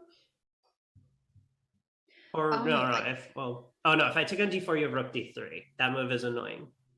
Yeah, pins the rook here. Is it actually that annoying though? But then knight f5 or knight b5. Yeah, I was just thinking maybe it's not so bad. So why not? I would take it. Oh, you know what I do? Okay, first after knight d4, I go knight takes d4 first, and then bishop takes d4, and then I go rook d1. And now the pin is much stronger. Oh yes. Now this starts getting this gets really scary. Or at the very least, you may just lose a pawn on b6 or something, and you know it starts to be. Yeah, rook b4 is in threat now. This feels very, very, very shaky now. True. So no, yeah, I don't like this at all. So you can't do that. Oh, rook a6 to guard b6 pawn. Okay. I never liked this pawn on b6. It costs so much time to black. Yeah, I feel like Daro really missed his moment where maybe rook d4 earlier was the right move, but he's hugely down on time. He's 2.5 minutes down or so. I think Hikaru might be on his way to being 4-0 in this tournament because there's no easy way to reclaim this pawn right now. Right. Like he gave good position to the opponent, and then the opponent was struggling to find the best way to convert it, and he spent a lot of time and it didn't work out, and now he has like extra 2 minutes on the clock. That's huge time on the clock, especially when there's no increment. Yeah. That's so scary. Yeah, down to 45 seconds or so against Hikaru, who is literally one of the absolute best speed players in the world. It's not where you want to be. And now, okay, now it feels like you're going to get pinned again here with knight takes d4, bishop takes d4, and then okay, he does with the bishop first, and then rook d1 seems really also nice. It seems like you're just stuck. Yeah, next one is rook d3. You can just pre-move this move and take the piece. I think it's resign time. It's time. I don't know. Maybe you can find some way to try to hold on, but you also have no time left. I think it's over. Let's go. Shall we go to the other game? Let's say we haven't seen. Let's try to go in to a player who we haven't seen before. Or maybe is there. We haven't looked at one of Jeffrey's games in a while. Should we check in and see how Jeffrey's doing? Oh yeah, they're playing against Bortnik. So Bortnik is one of those players who who very often plays Title Tuesdays and who gets in the finals whenever he plays. So here we have this position, Rook for black and 2 pieces for white, but there is 2 extra pawns for black. So do you think black is just fine here? Yeah, I mean, I think if anything, I'd be pretty scared if I was white here, I think. One thing to point out is Bortnik is very low on time, actually. Yeah. So he only has 22 seconds. He is a very fast player. So maybe he will be able to survive here, but these the 2 minor pieces don't really have targets. You can see that he put all of his pawns on the dark square, so this bishop has nothing to attack. And now that H pawn starts to get very weak, and these H and G pawns are very scary for white to contend with. Yeah, white went with the king here to guard all these weak squares. Is that a draw? He might be taking a draw based on the clock. I think it's... Yeah. Oh boy. White wants to win here. Maybe knight f3, some checks there. But how fast Bortnik plays here? Like he spent about 3 seconds for all these moves. Yeah, his speed is incredibly impressive, and I mean, this position looks like it's just winning to me for black. He's cleaning up all the pawns. Okay. I take on there. I take on.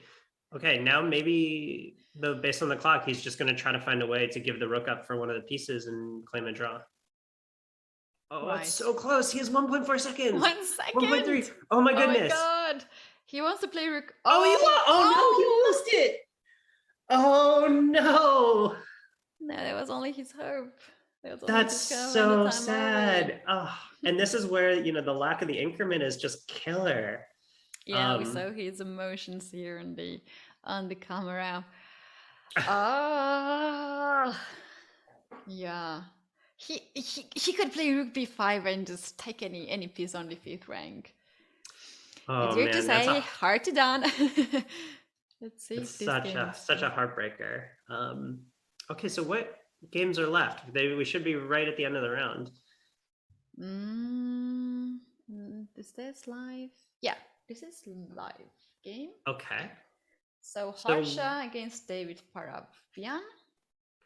Okay, so first of all, obviously material mix is the big difference here. We have a rook, a knight, and 1 pawn for the queen.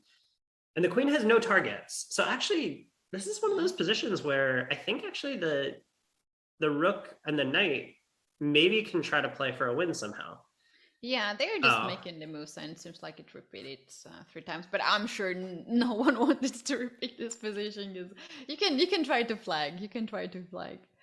Yeah, I wonder if somehow, because you have the extra piece, you can sometimes gang up on one of these pawns, but it's not so easy, right? You need to figure out the right square for the knight. And so I don't know if maybe somehow he could have gotten the knight to f4 to attack the h pawn, something like that, maybe. But it's not so easy to get there. Yeah. Yep. So this is the end of the round 4, and we have Hikaru 4 out of 4, and then we have just 3 players, only 3 players with 3.5 points. So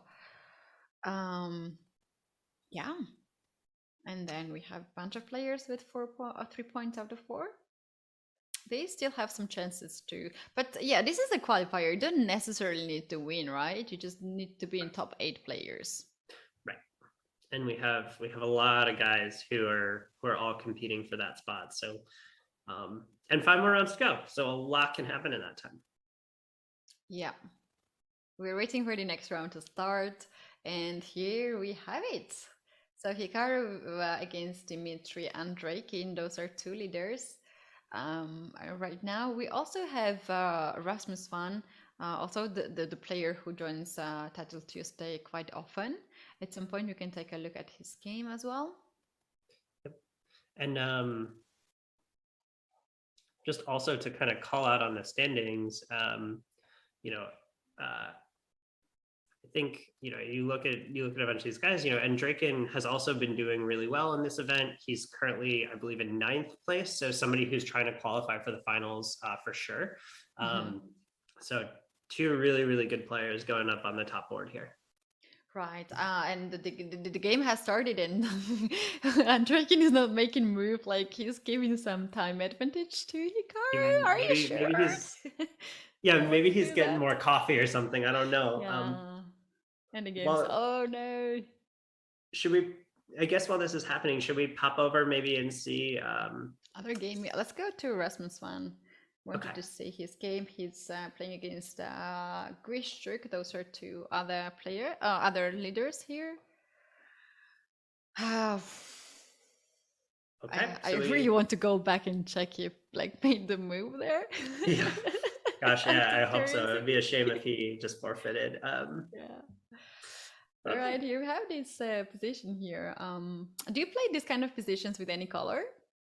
Yeah, I think I can actually get some of these types of positions from either side.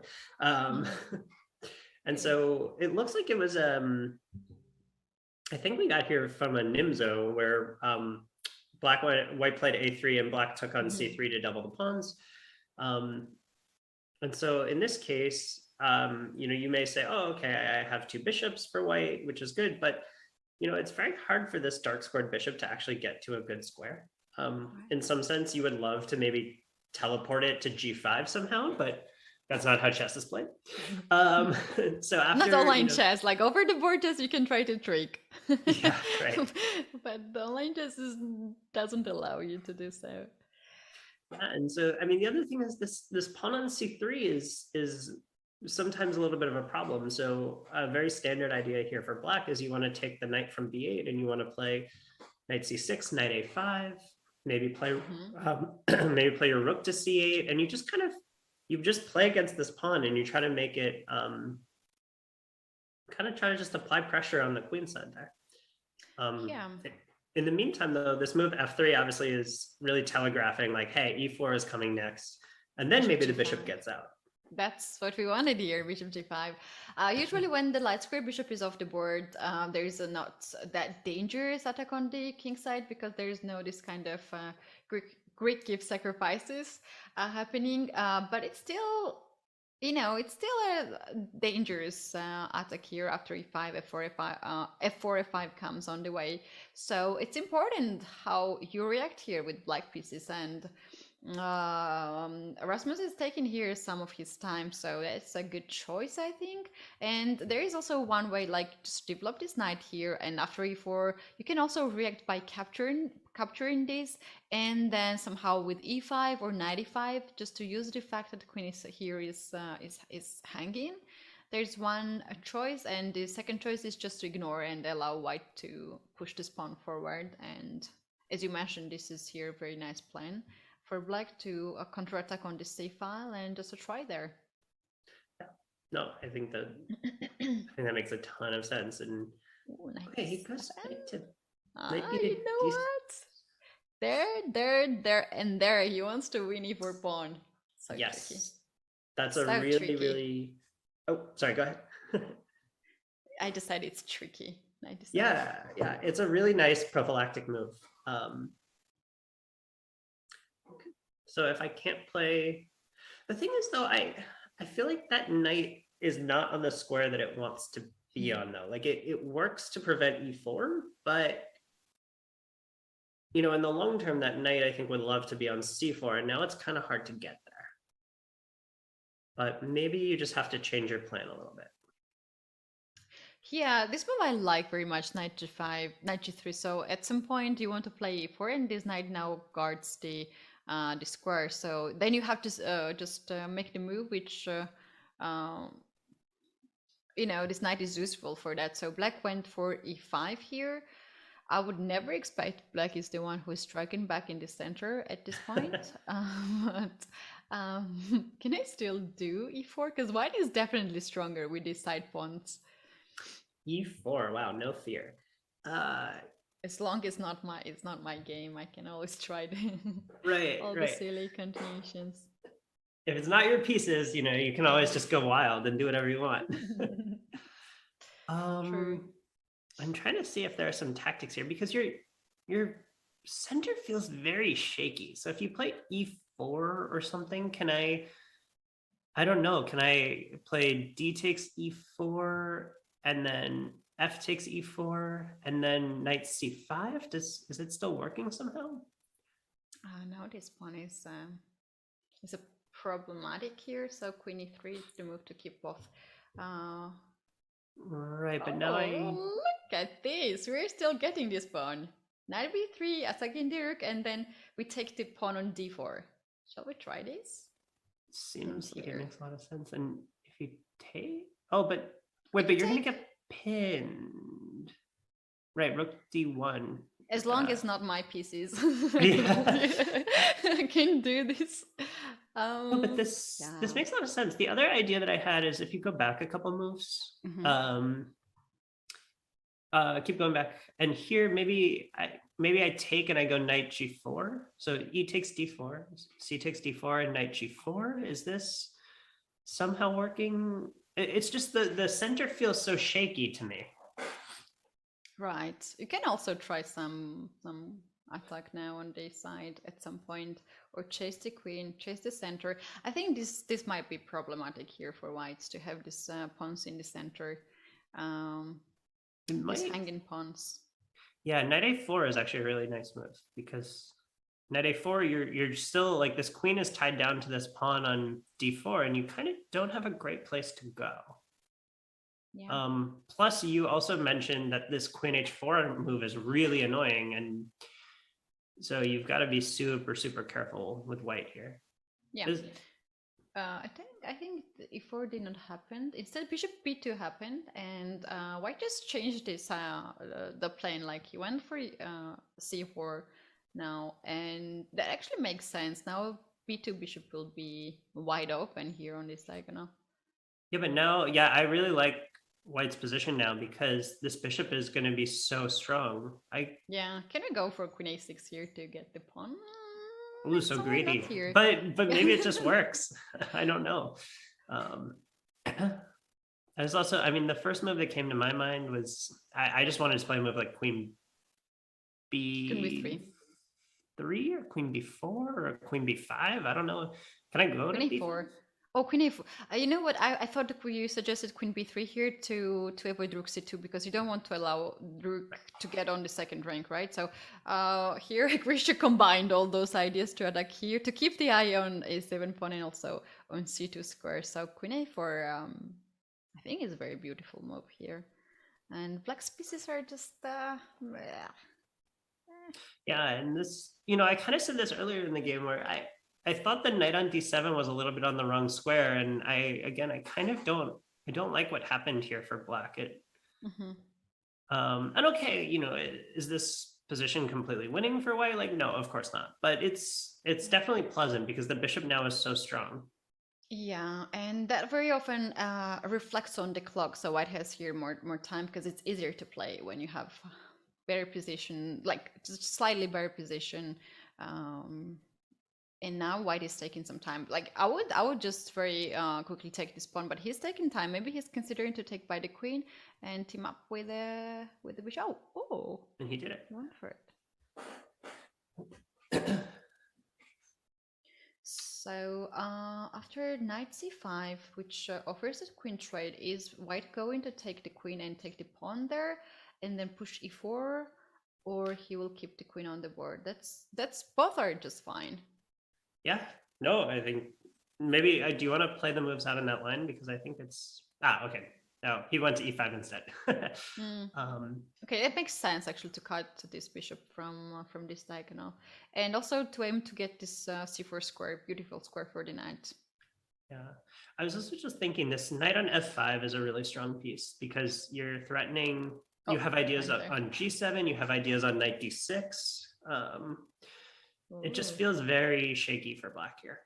It does when the bishop is here on b2. Knight to f5. I actually don't know what to play here for black. Maybe you have to go queen takes d4, although I don't really want to do it. Okay. Knight c4 went right away, and it feels like there should be something on the king side, but not yet. Not that.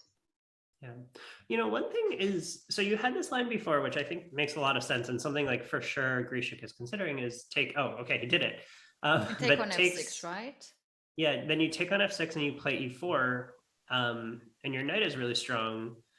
The one thing you have to be careful of, though, is now your pawn on a3, and black does have these queenside pawns, and maybe there's some compensation there. It can be.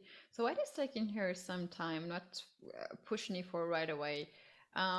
King f2 is not the move he's considering, because rook d2 gives a check and then takes a pawn, but that was a bit strange to me that he spent here some time to play e4.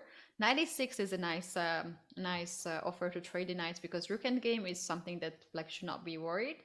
So for this reason, white just decided not to trade the knights, and white's idea here is to control these open files, and then at some point kick this knight from d6 and get back on f5. Yeah, I think that makes a ton of sense. One other thing that black needs to be careful about is maybe at the right moment, knight h5 is really annoying.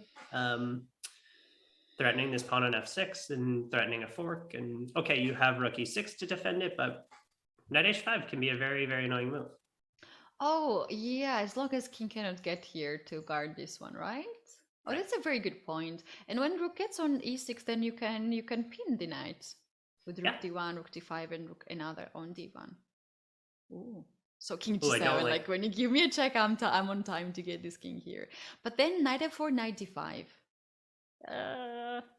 Yeah, okay, maybe it's fine, but now that knight h5 is just always hanging over your head, right? You always have to be worried that knight h5 is going to be unpleasant.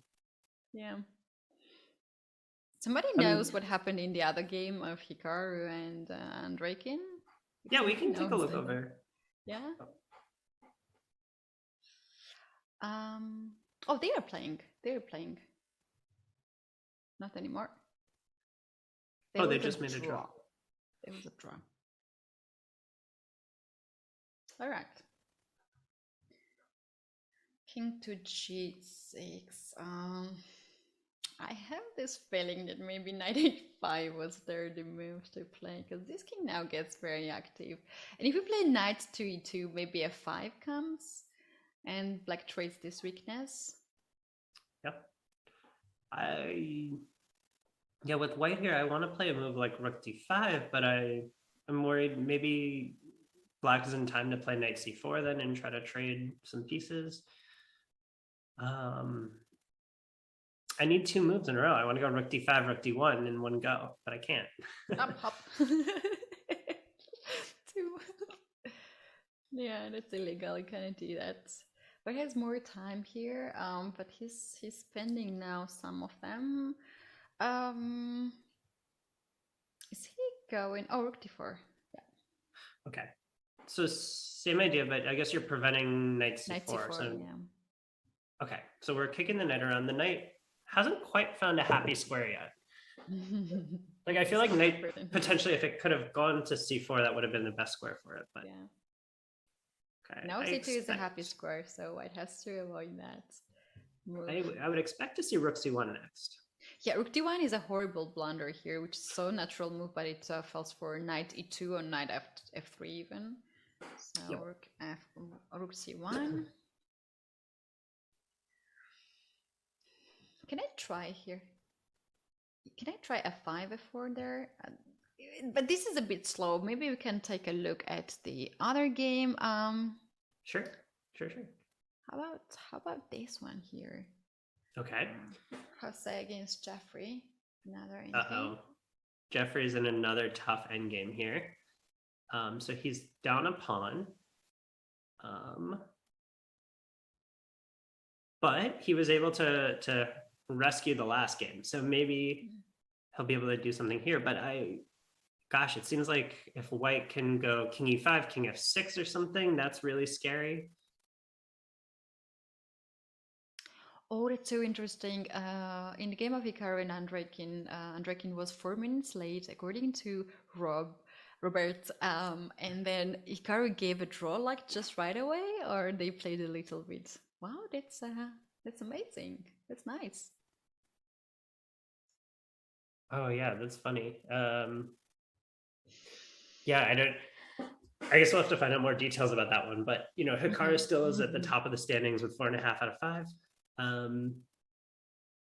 Yeah, it's a bit unusual behavior from the leader. You actually want to win as much points as possible. Points. Okay, this knight now attacks the f4 pawn, and Black's king gets more active. Okay, but I know it's kind of funny, but maybe I even just go knight g2 here, and because I want to stop knight h4 check.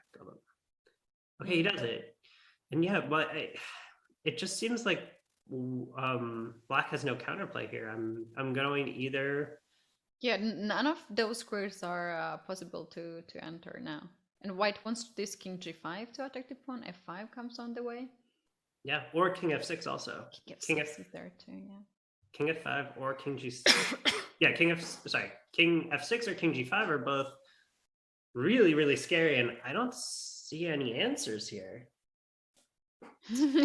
Feel like this endgame I would lose with both colors. How can you lose this with white? No, come on. Come on, guys.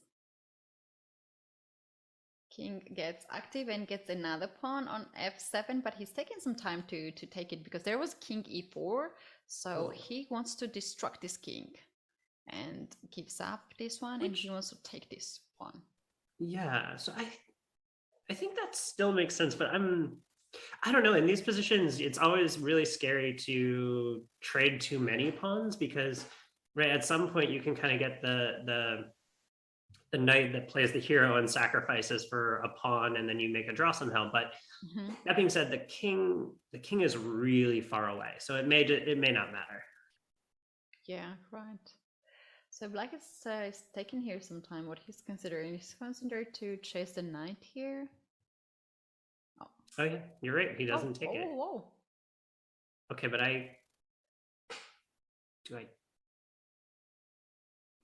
no, king g5 now looks right. Take this one. Yeah, king g5 looks perfectly fine, and to keep this pawn on b file is just so. Maybe even f5 possibility there. He just ignores everything and takes f7. Yeah, the problem. And you know what? After this, I think he wants to push the pawn. I think you're right. I think the knight is just stuck now because the b pawn is so far away, and this f pawn is totally unobstructed. So yikes! I think it's or even king g6 now first. Sorry, here first to make sure that you will not lose this game. And I just made a draw. Yeah, I think I don't know how this is a draw, to be honest. Like, it looks so simple for me. This king is misplaced, knight cannot stop both pawns, but the engine says like, yeah, just go back in the actual game. So Black didn't went for king to f3, instead was king to f5. Okay, but now you can't. So if I go king h6, okay, but b4. Oh, I'm surprised that he gave up the b4 pawn, but I guess it doesn't matter because the h and the f pawns are too strong together. Yeah. And this king is really wrong place on e5. We better have this king in front of the pawns. Yep. And this knight is actually doing a really important job of defending the pawn on f5. Ooh. And now the h pawn, I think, just wins the game. King just sneaked in front of the pawn. 95 now is a threat. Yep. 95 anyway. I will say Jeffrey's making this a little bit harder though. It's not. He's doing a good job of making Jose work for it. Yeah. Oh, wait. Knight f6 and king h6. Oh my gosh, he missed it. He missed the moment. This is now it's just time lost. At this tournament. He also had a chance. Remember the first match against Andreev? Yeah. He also had a chance. He had 7 seconds though. It's like not too much. It's he did manage to steal at the ending from Bortnik. So I don't know. I guess he got lucky in one game, got unlucky in 2 of them. But Yeah. very, very tough. You cannot be lucky in all the games. We have some of other games happening right now, so let's get in here. Okay. All right. There's that's a... 3 seconds left. Oh gosh, Pakin needs to move fast. Oh, he's got no time. He's got no time. Push. Oh Not the right fish. no. Oh, that's so hard. Oh my goodness, what's happening here? Maybe you have one last game. Oh no, and we got one more flag. Yeah. Okay. So let's maybe take a quick look at the standings and see where we are. Yeah, that's a very good idea to take a look. Who's leading now and who joined Hikaru? That is Andrekin with 4 points out of 5, together with Grishuk, Rasmusson, and Jose. We know him on Twitch with Jaspam. And then we have quite a lot of players still coming up with 3.5 points. And yeah, this is a tournament when we're gonna top 8 players gonna qualify to tomorrow's knockout system. And yeah, basically now for these players, what really matters is to get top 8. Right. Yeah. I think the next batch of games should be starting in just a moment. And here we go. And we actually have another heavyweight matchup here between Grishuk and Nakamura. All right, so we're keeping the eyes on this one. We have e4 move, e5. This might end in a draw. No, I hope not. Although, okay, we're going for Lynn. Come on, you people. Oh, who would guess this? Who would guess this draw? Come on. You called it. Okay, nothing to see here. Let's move along. Okay, we have some time to check other games. That's not so bad though. Any game that you would like to see? Why don't we check in on Dubov? I think Dubov. Yeah, Dubov is indeed a player you would never be disappointed to watch his game. It's always fun there. He's with white pieces against Harsha. And here we have and these Benoni positions, Benoni defense. Yeah, also very interesting. Benoni defense and the King's Indian, those 2 openings are always very interesting. Yeah, for sure. Because you just immediately get imbalances in the position, and so Right. B6 here is a bit slow. Right. Usually black goes a6, white goes a4, and 6 a4, and black anyway pushes this pawn here in b5. But b6 first. Yeah, I wonder if a4 still makes a lot of sense to me here, but f4 might be premature. I don't know, but you can try this f4, bishop f3, knight c4, and then to push e5 right away. It's actually black planning to trade the light square bishop here with b6. Maybe that's his idea, and white has to play anyway this one here to make sure that the trade's gonna happen on his terms, like bishop e5, for instance. Right. And that's an interesting one where after you take on b5, you probably will want to actually take with the a pawn, and you don't care about the double pawns because the backward pawn on a7 is always a target. Right. Okay, and like queen c2, knight c4, bishop f4. Yep. I was just going to say that knight c4, or the c4 square for the knight, is just forever just a really good piece. So a4 happened, and not bishop a6, but black decided to bring this knight here. The knight can go on b4, or knight can go on c7, and then black can still try to push this pawn. And bishop a5 now. Okay, so trying to provoke the rook and just ask where it's going. Obviously, yeah, okay. Rook had to go to e7. Really no other move makes a ton of sense there because, yeah, this bishop is a very annoying piece. Yeah, it is. Rook e1 here makes sense to play next knight, knight c4 and f4 or bishop f4. So yeah, white is getting more and more space advantage. This rookie one was mandatory here to play if you want knight c4 not to lose this pawn on e4, and also this rook very often helps pawn to be pushed forward. Right. And so now the question becomes, if you're black in this position, how do you untangle your pieces? Do you have time to go? Oof, no, you don't. But I was going to say a move like knight c7 to try to play a6 and b5. But the problem with knight c7 is bishop c6 is now really annoying. That's a hole there. Yeah. Yeah, white has just pleasant position here. Okay. So knight b4. Oh, this makes sense because it stops knight to come on c4. Because if you play this knight c4, then maybe a6. And this bishop is just weird here. You have to play now on c6, and black can consider to take it. And Yeah, change the pawn structure. Is that so clear? Because the d6 pawn is weak too. I don't know if you... Yeah, I would be really scared to take this pawn, actually. Yeah, then you have to play knight e8, and this allows knight d5.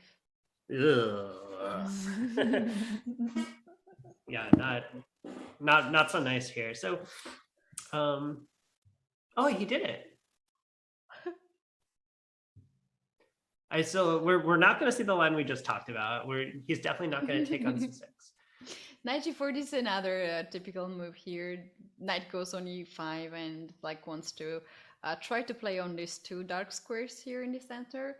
And black is always hoping to moves like f3 to weaken the dark square, so bishop can get there, h2 pawn can be under attack. So, but the rook on e7 is just misplaced here and stops queen to come into the game. So knight to g4. Can I just kick this knight back? Yeah, I like that move a lot, because otherwise bishop d4 or all these ideas you were talking about start to be very scary. So h3 feels very natural to me.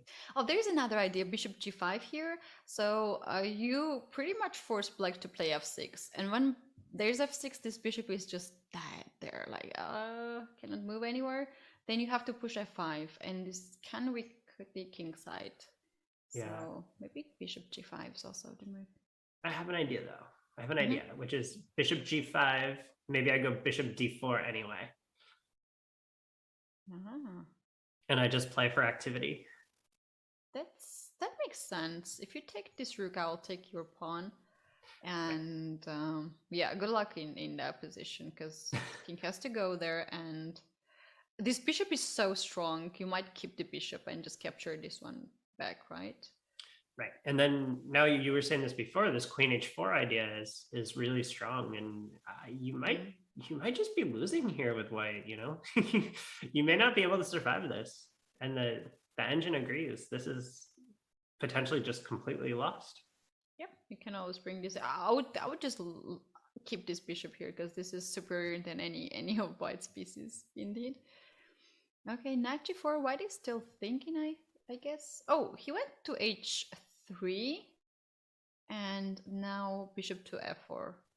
So yeah, maybe h3 makes sense, not to allow black to activate this bishop on d4 and not to have this counterplay. And now after bishop to f4, maybe he's hoping to trade here all the pieces, and then f4 e5. Yeah, you'd love to get a mobile center. But can I... What am I going for here as black? Can I play a move like a6? You can play s6. You can also consider knight d3. No. Oh wow, now knight b3 makes a lot of sense. Wait, that's just forking the rook and the bishop. Yeah. Wait, but with which... Hold on, do I want to go with the b knight, or do I want to go with the e knight? If you go on with the e knight, maybe white just takes this pawn and gives you the exchange. Like here, for instance, and takes here first. And there is another fork here with this knight. So maybe you need to do that, yeah. Yeah, so this... But you're right, though. If I go knight e d3... Yeah.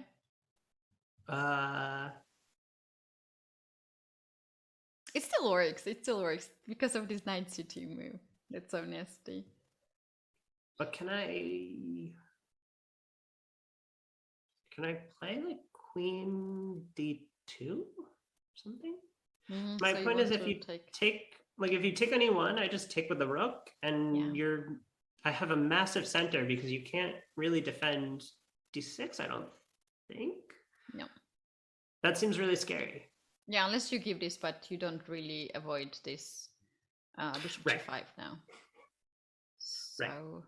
And white is just, I think white is just completely winning. Oh, look at this. They went... Oh, wow. Yeah, this game is played getting this spicy one. really fast. Okay. So do I take on e7 or do I take on e1? I think either way just transposes to the same lines, and white cannot stop this knight coming there. And we have very active pieces, but you don't have much of the material. But okay, can I even just let you go down? So like if I go queen takes e1, All right. okay, queen takes e1, Knight knight c2, queen to d1, because I want to trap your knight. Knight takes. Yeah. Now, I don't have to take on either a1 or e7 yet. I don't have to. Look at these pieces are so active together with these central pawns. Right. Beautiful. Can I play e5? If I play e5, what? I don't even know what's happening here, but this feels... I don't know. Black has a lot of material, but it also feels really scary. Like, I think this is... anything can happen here. Okay, this now I have to take. I have to take on a1. A1 now. And you can take here then. And will be... oh, this is totally worthy. There's just... like, after taking on e7, you just have exchange and one pawn. Yeah, and very strong center. I think I would... I don't know. I feel like I would lose this game with black very easily. It's just... it's so scary. Oh, you had something like this, something similar, queen d1, and he also traps another rook. Nice. I see. So it's... okay, yeah, so Engine bishop... is not so convinced though, because we know Engine is very straightforward. He sees all these moves, but for a human being to play against all these active pieces is just incredible. Yeah, I know the engine right now is saying -2. Maybe black has an excellent move here, but if I were playing black in this position, I would not think that this is -2. This is so scary. I would think I'm losing. I would think what to eat in the evening after this tournament, because I'm so losing. Yeah. It's funny though. It's actually right now it is 2 rooks for only 1 bishop. Amazingly. That being said, you know, black has 2 rooks and a knight under attack, so everything is hanging. It's such a those funny what you have extra, those are hanging, right? Yeah, like literally all of black's pieces are hanging here. Let's see the engine line. So the engine says take here and then take on e4 and attack this knight. So when knight goes on d2 and again attacks your rook, then don't worry about the thing and bring this rook back on e8 and hang it, and it's just fine. Because this bishop is also under attack. This is insane. Yeah, super creative play by Dubov, but if Harsha can figure out what is oh, he played it. He found bishop takes c3. So wow, he found this. So this then is just easy follow-up, because he took this knight because now he sees that e4 pawn is hanging and the knight is hanging. Yes. I can start with bishop takes e7. It still looks sketchy. Yeah, he does that. And this happens. So now you... gosh, which one do you take? You have 3 choices. I don't even know which one I want to take here. You can also try d6. Maybe d6 is even craziest. d6 and d7 to hang it last piece on the board. D6. Wow. This is Yeah. insane. You also don't give this pawn. Just why not? I love it. Just play it. Yeah, D6 is just crazy. I don't know, Queen G5, D7 to stop this bishop coming on H3. No, he Okay, didn't he went for it. He takes into theory, but I actually really liked your move D6. Maybe I don't know if he saw this one or not, because I don't know. There's 3 pieces to take already. You might not realize, but yeah. And now Engine says like just move this rook away because it's time. It's time. If you play anything else, maybe it will be just tricky. yeah. But is it so simple? So if you go rook B8, what is the point if I play E5? I still I wanna go. Bishop, Queen H4, for instance. Oh shoot, that is a really annoying move. Or Bishop A6 to chase this knight. The knight is a problem because maybe Bishop A6 is even stronger. So chase this knight and take E5 pawn. I see. You have And extra rook for at this point. And if I play Bishop B5 to try to hold it, then Bishop B. I was thinking maybe you even just takes and Queen D7 or something. Yeah, Queen D7 also very nice move. And Oh no, the engine thinks I blundered really badly. Oh, because you have knight E3. You have to attack crazy, both and it pawns. says this one here, so I don't know. Okay, so you can't here. hold the center here. Is the point? Is that Yeah. your center eventually collapses? You're one move too slow. He saw that he felt that this rook was hanging now, and there was no point, and played rook to B8, and we have now E5 on the board. So basically, what we have seen that might happen here, like this move makes sense, this move makes sense, and this move makes sense according to the engine. Although it's you can't be casual here. I think if with the black pieces here, if you're not careful, you really can get in huge trouble here. Right.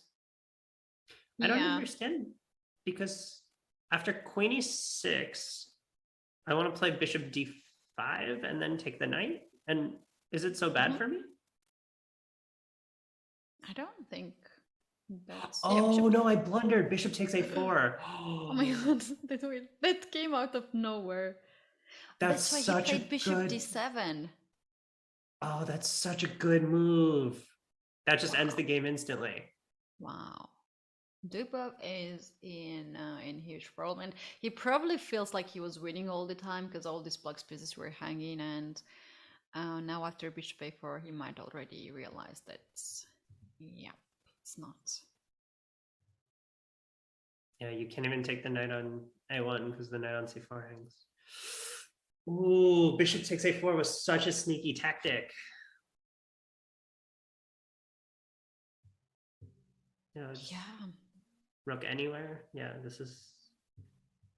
I don't know. I guess he's trying to swindle somehow here, but this should definitely be a win for black. Right. Queen has to go away. Like you can Queen E7. You still have this D7 pawn, which is a bit tricky, but can I take another piece? And Queen to D5, Queen to D3. I don't think this game gonna last long because you just control Queen E8, you ignore that, play King G7. I mean, you can even just... he doesn't Just have to, take, but you right? can even take it and you're still just up a piece, Yeah, true. Here, maybe he'll do that. Maybe you just play rook takes E8, you make a queen, and then I go queen takes E6, and you're down a knight and a pawn. And just forget about it. Yeah, that's the easiest one. Just to take this queen and take this pawn. Yeah, there we go. Okay, I expect after Queen E6 that we'll see a resignation. Oh, he wants to play on. Not But easily. Maybe no? No? well, Yeah. maybe we should check on some of the other games because this one feels like it's winning. Let's go to want to check the leaders' games, right? So I think this one.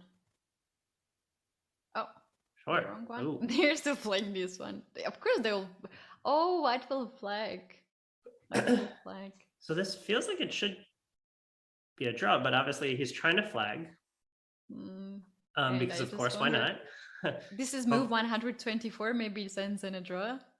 Oh, for sure. Yeah. It seems like he's just got to hit 50 moves. And I don't know how far away or not he is, but just don't lose the rook. Be very careful. Don't lose the rook.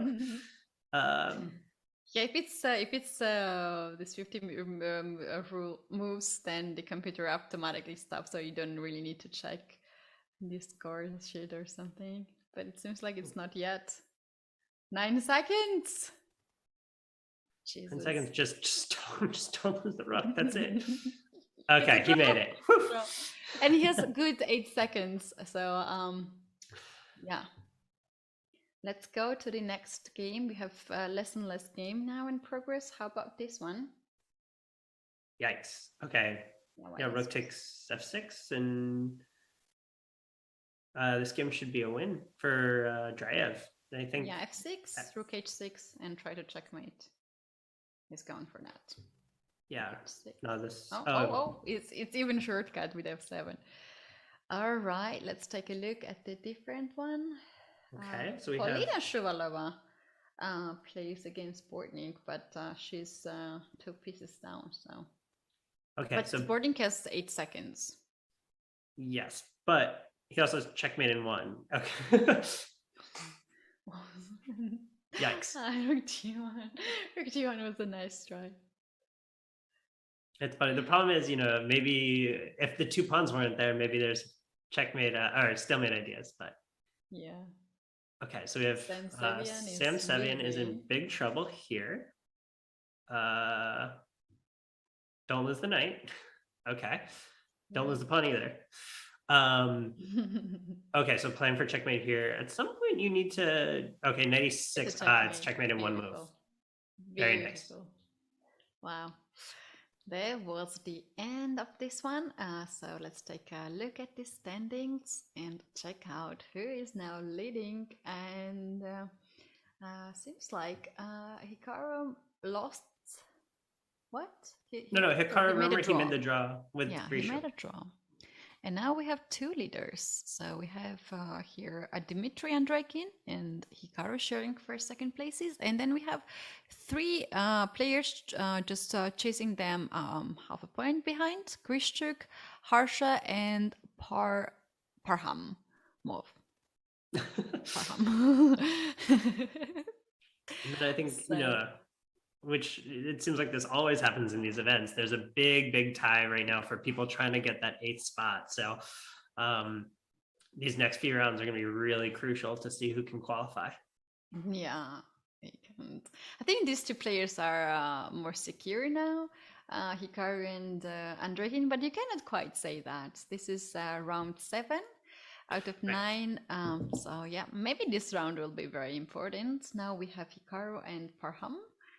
Yep. On the board, so they are starting with knight moves first, and this is Hikaru's favorite setup to go then with b3 pawn.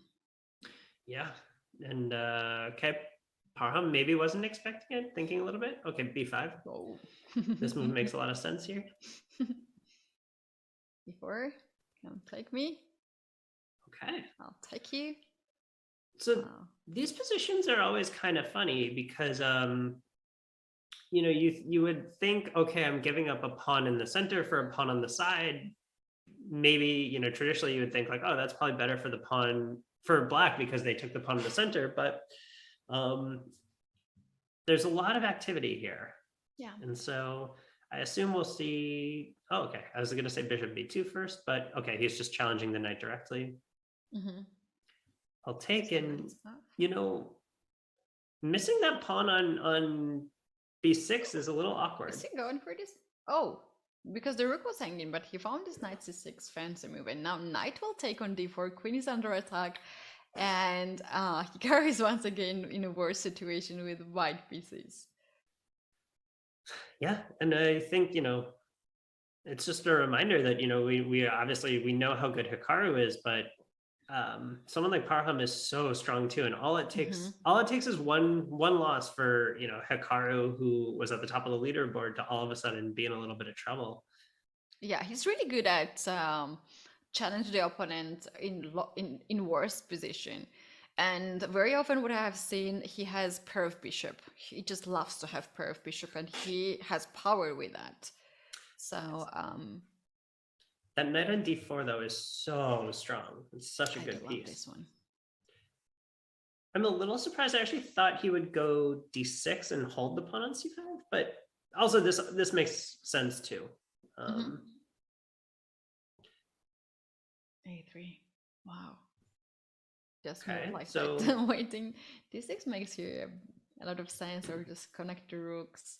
I know what this lady does here on h3. Maybe he wants g4. oh my, that is aggressive. The thing is, you know, on a move like that, I can always just play, at the very least, I can always just play g6, and I will completely control all the light squares though, right? Like that bishop is not gonna get to h7. Yeah, and you weaken this f3 pawn, f3 square there. Queen can go on the light squares here on b7 or c6. So yeah, g4 is not forcing black to take this pawn. So what? It's that part of the problem here is I don't know what. Oh, bishop takes f5. Wow, that's a huge blunder. That just Oof. went for bishop f5. Man, even Parham, g4 was very good. Parham is gonna want that one back. That is a really that is a costly mistake. And now white is back in the driver's seat, right? Because the pawn structure is really bad for white here. The pawn on oops, not that one. It's me. It's me. But the pawn on d7 is a huge problem here. And f5 too. You never want this pawn to have without any work here on f5, because it always weakens the king in the end game. Yeah, no, this is all of a sudden in just one move. Now Hikaru is, I think, heavily favored to win this game. Oh, f4 is it's a nice one. Black wants to push the pawn and create some counterplay. Although it's can I play queen here to stop this coming? Yeah, queen f3 definitely makes sense to me. You're not actually playing f3 yet, though. I have one move, so I don't have to stop it immediately. But I don't know what to do with that move. What move? Or it's, you know, I don't know if maybe I want to play. I mean, part of me wants to make a move like, I don't know if it's very good, but a move like bishop c1, where I just am trying to open my rook up and you know, gain activity on the d file. Yeah. Yeah, that's a kind of waiting move. It's kind of waiting move. Queen f3. Okay, you played your move. Makes a ton of sense. Yeah, you know what? If you take this pawn on b4 and hope to take the c4, then this queen to d5 intermediate check. Bishop d4, I do like this move. So f4 now is not hanging, and it also closes this diagonal. And if we play bishop to c3 now, after trade, f3 comes on into the game. Right. That being said, I'm not sure I need to be so scared of f3, but it definitely it gives black more chances than he would have otherwise. Yeah. Second here, but white is not really worried here. After f3, he probably wants to take on d7. Yeah, for sure. And queen is struggling to find a good square. Oh, Hikaru is very, very active here. Maybe you have to play like rook a d8 and just defend, and, you know, just kind of try to hold everything for the time being, but it's not so easy here for. Although I don't know what white does after rook a d8. So after rook a d8, what's my move? Or what's the move for white in that position?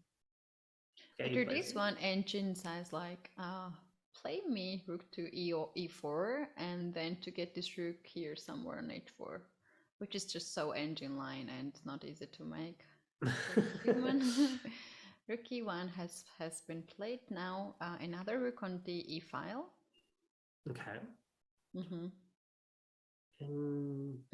Okay, is your move f3 probably doesn't do anything here? Maybe after f3 I just played g3 and now maybe it's a target? Yeah, and in some lines there may be some problems of the back rank, so these two rooks create this dangerous. Queen c6 has been played here, so black wants to trade the queens here and to play with this bishop here. Then bishop f2 will be a threat. Yes, that's a really, really nice threat. Yeah, this pawn on f4 actually is really it's an annoying pawn. It's actually it's I think keeping black in this game. Right. So what do you do? Do I have to? I don't think I have to take that, right? I can like if I play a move, what if I play a move like rook? Oh no, that doesn't work. I was about to blunder. Yeah, actually, wait, I like blunders.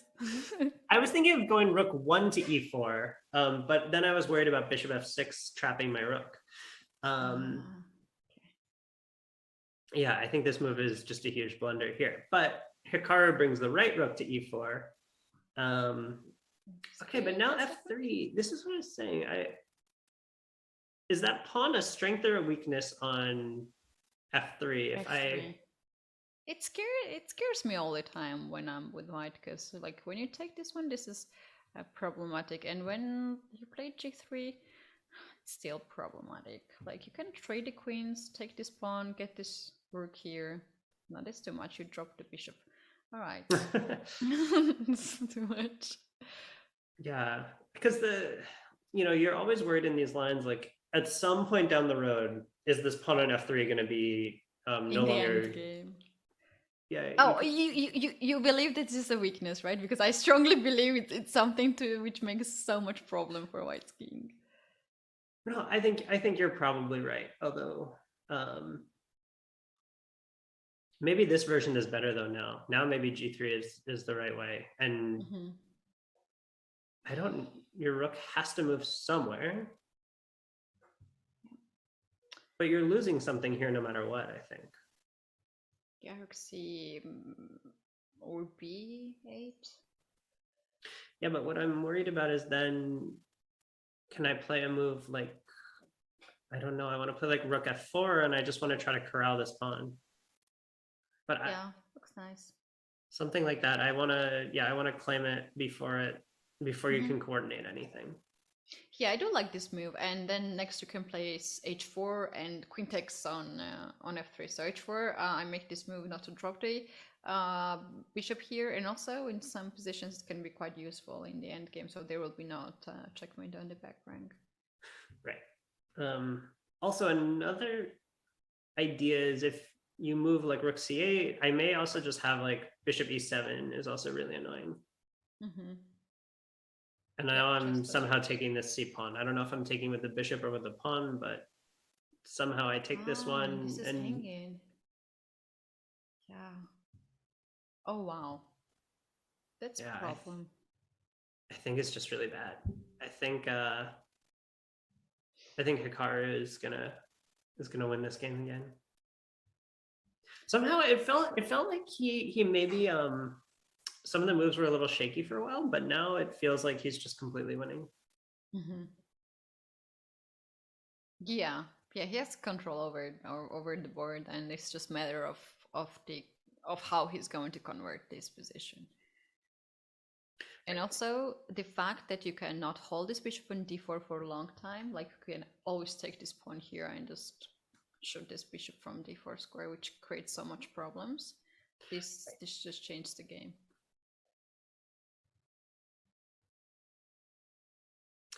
Yeah, so Parham is thinking a lot.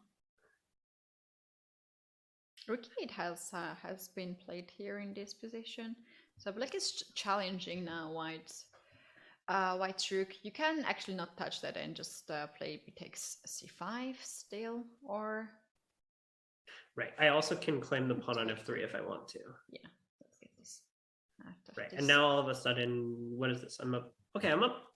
It's only one pawn, but also the position is just really good. True. This should be okay. This Hikaru goes for happened, it. yeah, this happened. I think this endgame is winning.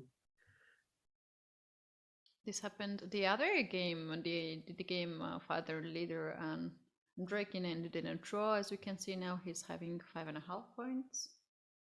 Yeah, so he's obviously doing really well. Should we also switch to the different one, maybe? Yeah, let's see. Okay, from here. Let me check. Who do we have here? Which players? Okay. Another end game for Jeffrey here, but he's not down of any material here, and he has spare time against Harsha. Harsha did really good in the last round, in the previous round against Dubov. Yep. And I will say, I really like Jeffrey's rook on b5. I think that rook is excellently placed. It's attacking the pawn. It's blockading it. This position is actually starting to look really scary for white. Yes, like you don't want to allow this pawn f1, f3 again. Scary pawn on f3. So I just took it and went to rook to c5. And white is trying to simplify the position to have less weaknesses here. But there is still some issues here for white. Like black's rook can get active, rook d3, rook d1, king f5. And it's just easier to play here for black. He went to the other way. There's not a blunder here because this bishop is avoiding that. So he's going to b4 pawn. Oh, look at this. He's going king c4, bishop to d2, bishop to c3. And he will win this pawn on b4. Yeah, I think smart. Yeah, this king is really strong now. And you can see white's king is having a much harder time getting into this position.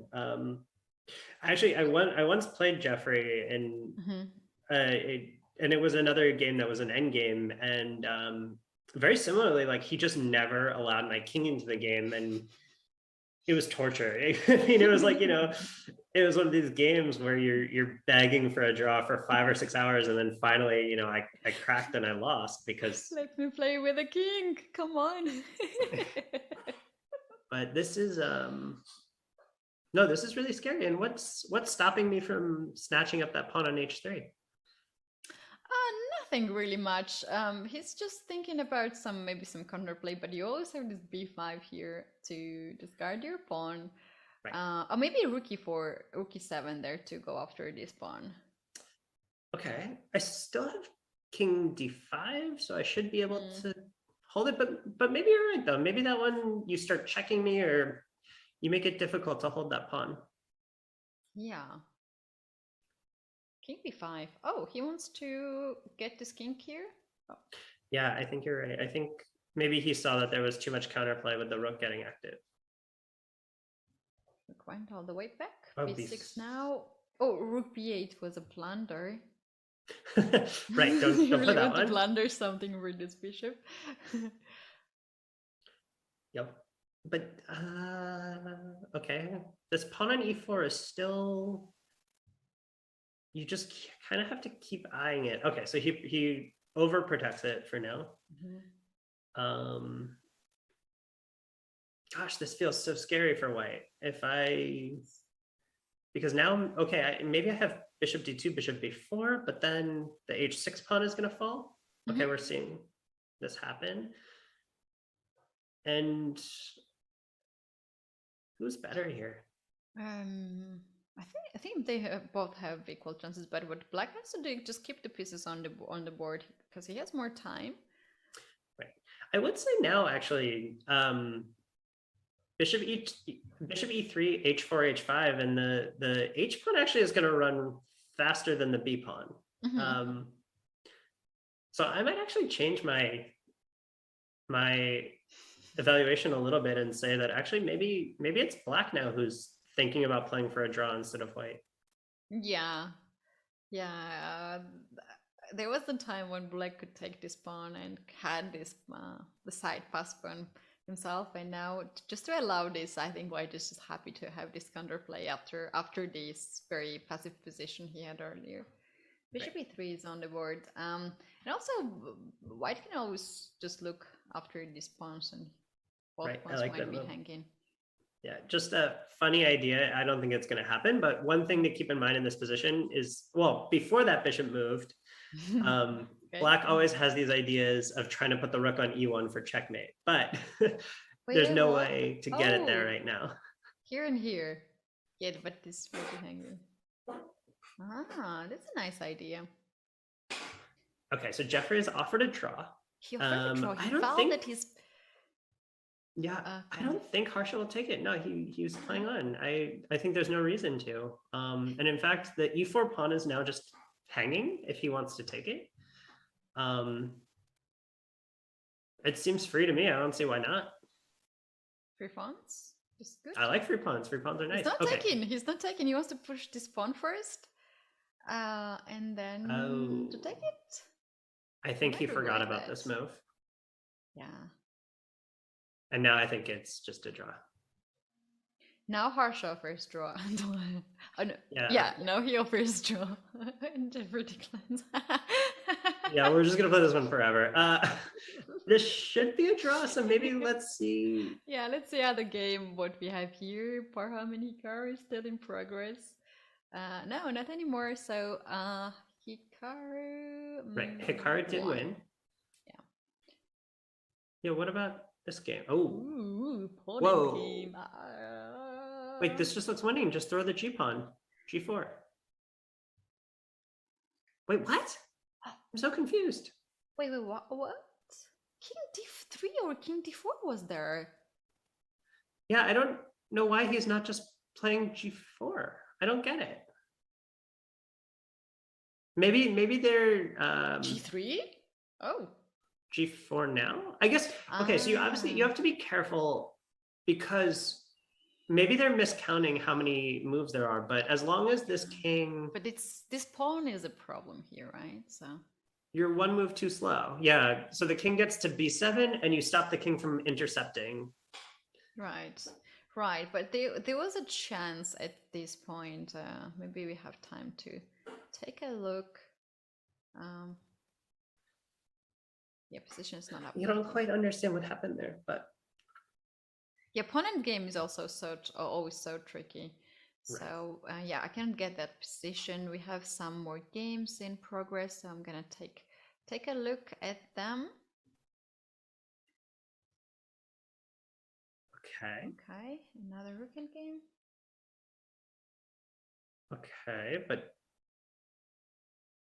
this is just winning because you rook b7. Oh no, sorry, rook b7 was not winning. No, that would be a mistake. But now rook b8, and then you get the connected pass pawns, and this should decide. But the Black also gets really active here. King d3. Don't get mated. Yeah. This way? Oh. It's okay. That's technique. accurate. That's really accurate. Now you play b6 and you win. King g2 to stay away, and you can't stop the two pawns. Very interesting technique. Okay, c7. And okay, they maybe are down on time, but there's enough time that this is easy. Yeah. One queen, another queen. Yeah, just get all the queens. And the rook is hanging now. Okay, we should maybe throw in the towel. Yep. Do you have some more games? Not really. We don't have any more games, or maybe we have. Let me check this one. No. So this is round 7, and this means that we're gonna have now the break. But before we go to the break, let's take a look who is the leader after 7 rounds. So Hikaru took the leader's position with 6 points. He made 2 draws out of 7 games. And then we have here Dimitri and Drakin with 5.5 points. It's only him who takes the 2nd position for now. And then Gushuk, Yospim, and Jaffrey together with Bortning is sharing 3rd places to 6. And then we have plenty of the players with 4.5 points. So we're gonna take now a break alongside with the players, and we'll be back right before the start of the round 8. The Rapid Chess Championship is brought to you by Coinbase. Whether you're looking to make your first crypto purchase or you're an experienced trader, Coinbase has you covered. You can earn crypto by learning about crypto at Coinbase.com. Explore DeFi and Web3 with your Coinbase wallet. Get exclusive rewards when you spend with your Coinbase Card, and much, much more. Learn more at Coinbase.com/chess and get $10 in Bitcoin when you sign up and verify your account. Check them out. Use the command sponsor or command Coinbase today and go to Coinbase.com to get that Bitcoin, baby.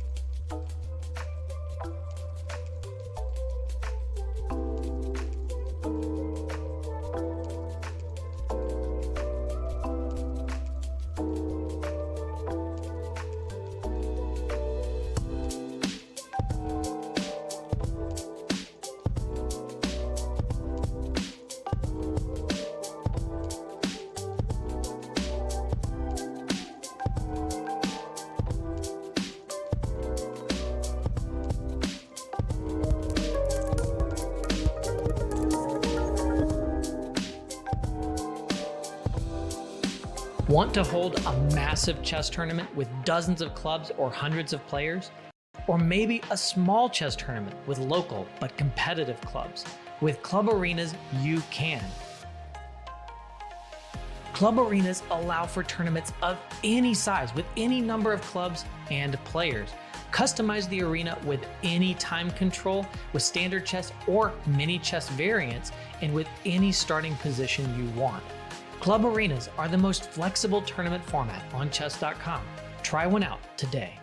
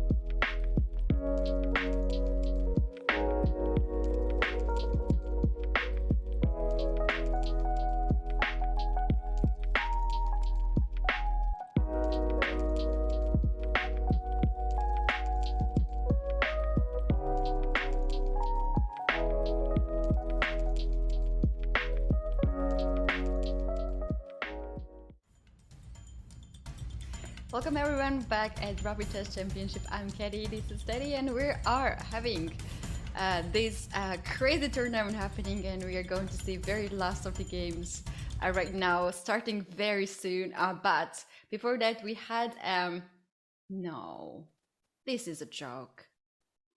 I just saw that too. It looks like no. Hikaru once again has made the repetition draw. I request to name this opening after Hikaru. Like, He's getting best out of this opening, like really best out of it. I mean, he's drawing with black, winning with white, and has 6.5 out of 8, so he's cruising towards the end. Incredible. Okay. That leaves us some other games to take a look. Wait, there was more fast draws as well. I see that Krishuk also ended. He also made a draw. Let's take a look, because at this point, right, the top 8 players advance. So let's maybe take a look at maybe Kovalev's game, or some of these people who are right on the border. All right. So here we have Kovalev against Sigurov. Sigurov is one of those players who very actively plays the online chess. He's quite good at that. But now he's a half a point behind of Kovalev. And here we have quite complex position and right. So we Sicilian have defense. Right, and we have this very important, E4 C4 bind here, which makes it hard for Black to, play a move like B5 or gain a lot of the space. But at the same time, Black still has some interesting ideas here. So Bishop takes D4 was a threat, winning the pawn on B3. Can I play B4 here? Yeah, then knight C4. You drop this pawn, and then bishop and the queen are both hanging. So right, and so how do you, if you're white in this position, how do you hang on to this B3 pawn? Knight E2 is there. Like if you take now, I'll take by the knight. But then after knight E2, there is this very unpleasant E5. Yep. Just coming. So maybe I have to play a move like Queen D1 comes to mind. So I'm just trying to kind of hang on here. Hang in there, yeah. Because my idea here, and I'm not quite sure if it's working, but with white in this position, if I get extra moves, I want to play Bishop F2, and then I want to play B4, forking these knights, because I can't play B4 right now because knight takes C4 attacks the bishop. So you need to kind of clear things out a little bit. True. So after knight C5, white is still thinking Queen D1 is the move that you're not really playing that easily, because this is a bit passive move, but it makes sense. Like you need to guard this pawn on B3, and there's not much of the options. Yeah, I'm actually really struggling. If you go back one move, I'm struggling to think of. He went Queen C2 and knight B3. And knight B3, and now I think you're just in big trouble, right? Rook takes C4 is the idea? Yeah, because if you take this knight, the queen is out there. So first I'm going to take this knight. The bishop is under attack, queen is under attack, and knight is under attack. So that's a lot of pieces hanging. And after knight B3, rook captures back on B3. Okay, so I'm gonna rook takes C4 is the right way to do it. I see. And White's whole queen side just kind of collapsed here, right? Yeah, seems like that. Queen C2. He was so close to find this Queen D1 move, but Queen being on this C file that's allowed Black Rook to get active now. Rook is hanging, knight is hanging, and there's no way you can avoid to save both of them. So here after knight E2, what's Black's idea? Just to take here, right? And maybe Rook C8? Yeah, and so then, if we kind of take stock here, it's basically a rook and 2 pawns for 2 knights, but it just looks really good for Black. Now Black has to still prove the endgame, right? It's not simple, but it looks like a huge blunder by Kovalev. Yeah, that's right. Another move which I can see now is suggested by computer is B5, and after this one to take and now take this one. So if you take on B5, the computer is like, oh, I might make a mistake there. It's not so good. I have to play this rook here or this rook here. So yeah, or Queen C8. Yeah, now the computer struggles here, so it's really hard for a human being to go for that line when rook is just hanging there and just you can take it. Right. That being said, he's spending a lot of time thinking here. So what else is he thinking about? Is he maybe trying to think about rook AC8 and seeing if this is working somehow? Can be this one. Bishop I e6, blundered. right? Oops. Yep. Bishop c6 and this. So bishop b6 is a threat there. So then you just have to, I don't know what he's thinking about then, because knight takes b3 seems like the only move, yeah. Seems like the only move. Yeah. There's this queen c8 to avoid this bishop b6, but after queen c8 you can just move this rook away on a3 and try to survive. Yeah, I don't think you have enough here for black. Now b5. But I take and then queen somewhere? Queen d2 or d3 or something? And b4.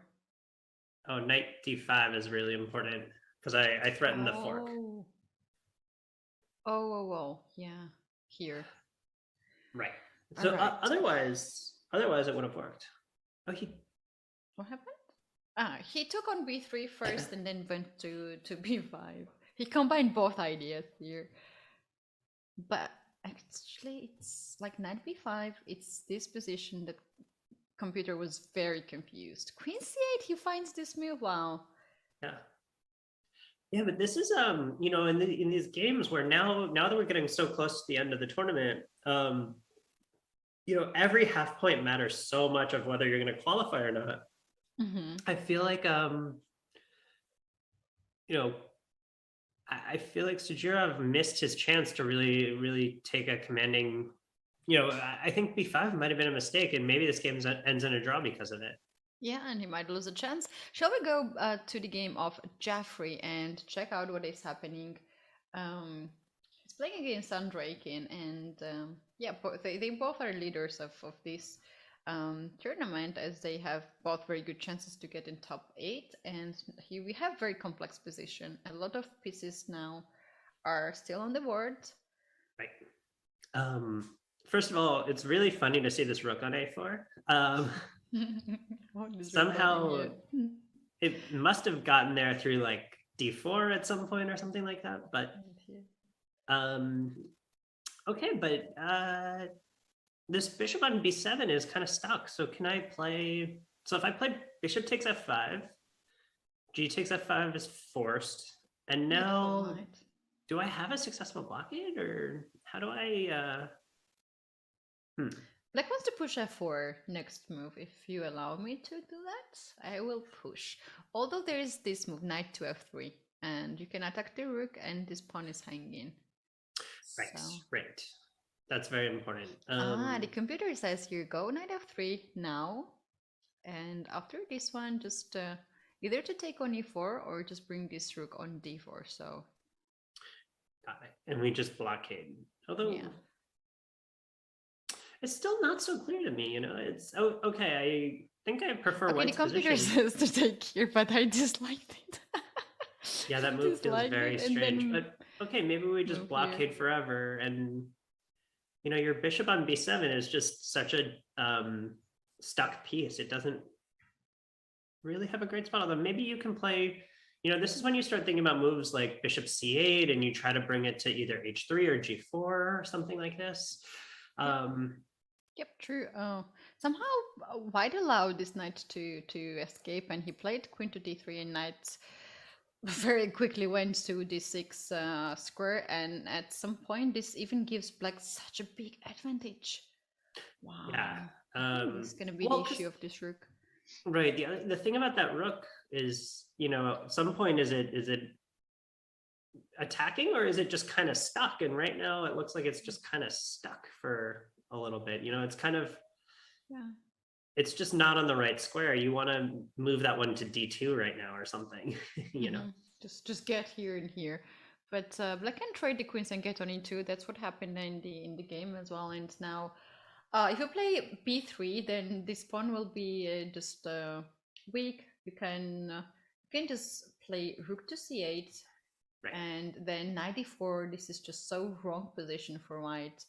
And what else you can play? Maybe b4 here to try to just activate this rook. Yeah, I don't like it, but maybe you have to. Like what? Okay, if I play knight b5, I want to take the c pawn. True. That's not good. This does bishop not look d3 fun. Okay, but I take on c3 anyway. takes, and now you take. No, I take on e2 check, and then I come back. Oh, no. Yeah, it's crushing. No. Wow. So I just decided to bring this rook into the live and give up the b2 pawn, and now knight to d4, hoping that this knight blockades d5 pawn and just locks this bishop over there. But yeah, this black also has some nice play with knight e4. Now it is hanging. Right, and the rook on b2 is so strong because it's attacking f2, it's attacking a2, it's, you know, yikes. Yeah. You know, with white in this position, you start thinking about like, okay, how am I going to generate counterplay or something? And I just, I don't see it. Oh, that's not a move you want to play. h5, white is hoping for some counterplay, like if you take this pawn, I might have some access to this square, although now this is pinned. But you don't really need to take that one, right? That's what white wants, actually, to get this rook maybe here. Yeah, and one thing that's important to note is after king g7, you always have to be worried about knight f5 ideas, or, you know, it doesn't exactly work right now, but... Knight e6 is there, even... No, it's not good? Just a take with a knight. Well, we just kind of traded pieces here, but I don't know. For example, if you go back a couple moves, like right after, so like for example in this position, right, like a move like king g7 is a horrible blunder, right? Like that is, you know, I don't know if you can play knight e6 or knight f5. Any of these moves just wins this rook. Right there. So just something to be careful about. Whoa, how did we get here? Oh, we played e3 and yeah. Interesting. e3 has been played. Takes rook to g2 check, rook g3, and here we have this position. Okay, but are you winning? Oh, I was about to say, are you winning d6? But this move is a really strong liquidation move. Man, Andrekin's so good. Now bishop a6 check maybe, or I still like this move here. King g7 is there to guard this one. Yeah, check. Maybe rook d2. Rook a2. Ooh, rook e2 first. Okay, no. Bishop back to b7 now. You're gonna lose the e pawn with check, and then rook e6 is gonna, I think, be a huge problem. I feel like rook e6 is just an easy win.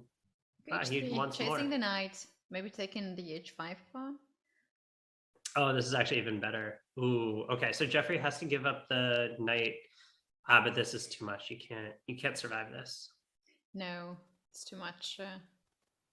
Because h6 pawn is there, and black will never lose this one. So now h5 pawn is gone, c4 pawn is gone, and we have this pawn, and it's lost. It's lost.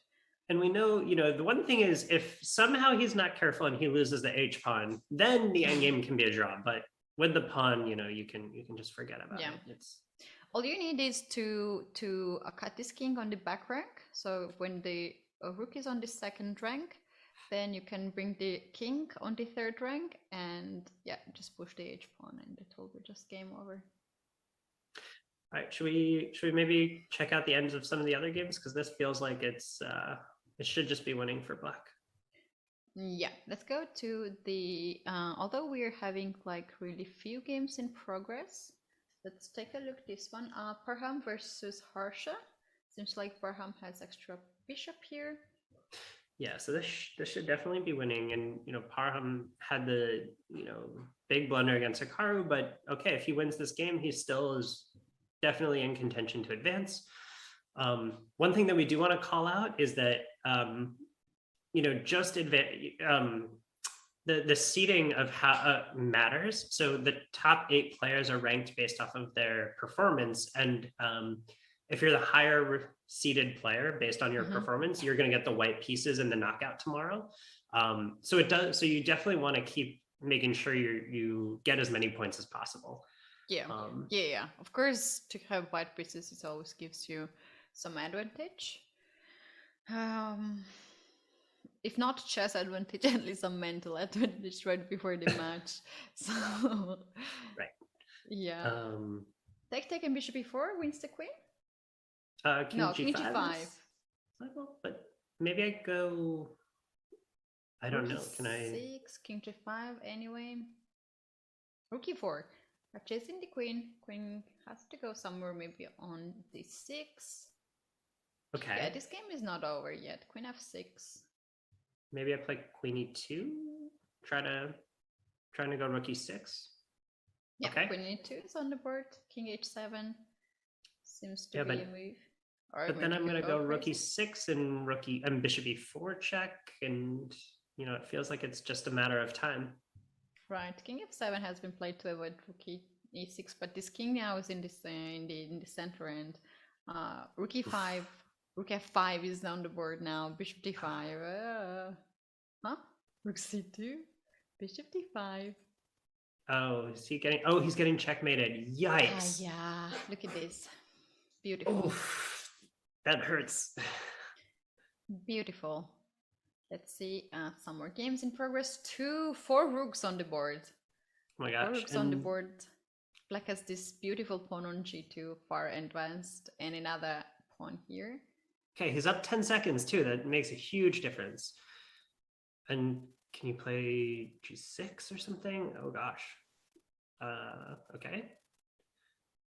White is going crazy, pushing the pawn forward. This pawn looks a bit scary to me already on the 6th rank. King come now, king d6. Oh, there was a chance. There was a chance. Jesus Christ, what's happening? Okay. Oh, it's just losing. Oh my gosh, you can't stop king the pawns. e7.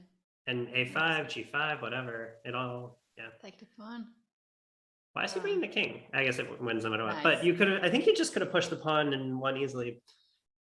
Yeah, it was still winning, but this is like you can just make sure that your king is there and win some time with that too. Nice. There was a nice one, this end game. And there were some blunders too, but it didn't work out.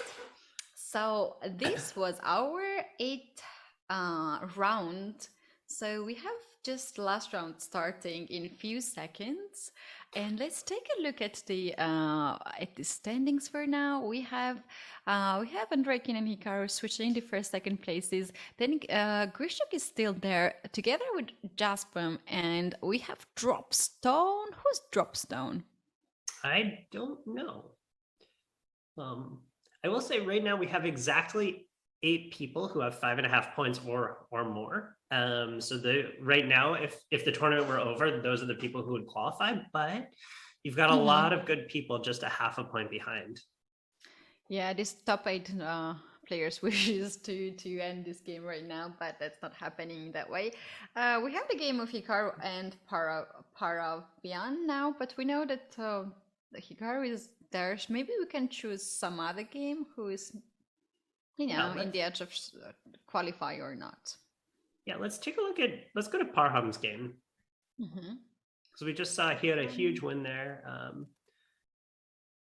Okay, so here we have Magsudlu playing Andreikin. So Andreikin has already qualified. Magsudlu, on the other hand, definitely a win automatically gets him through. If he draws, then probably that's enough.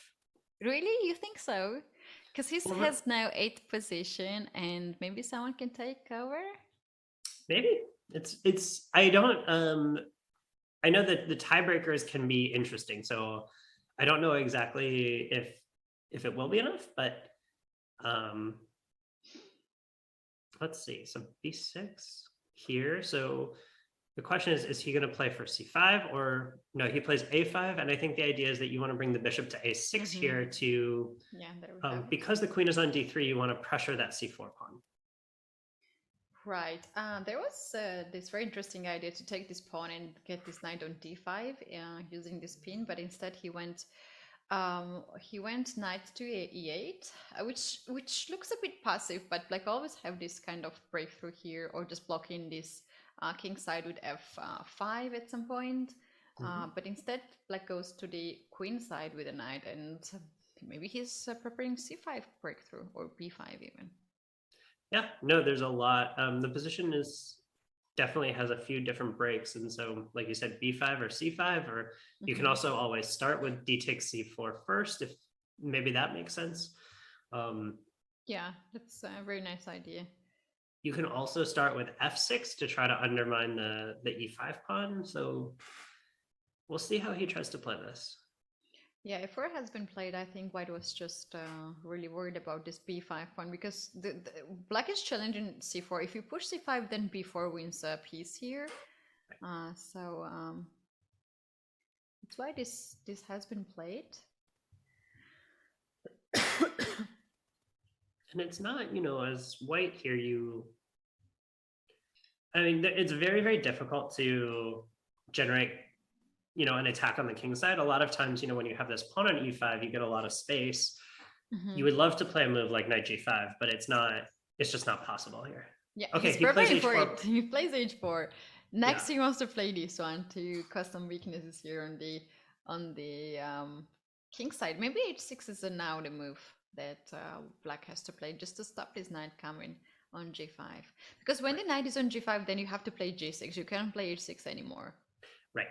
And that starts to feel very shaky because, your dark squares are weak, and maybe at some point, right there, you can't, I want to play h5, but I can't because the bishop can take on g5. But at some point, h5 will start undermining the position too. Yeah. So this position's a little bit tough for Black.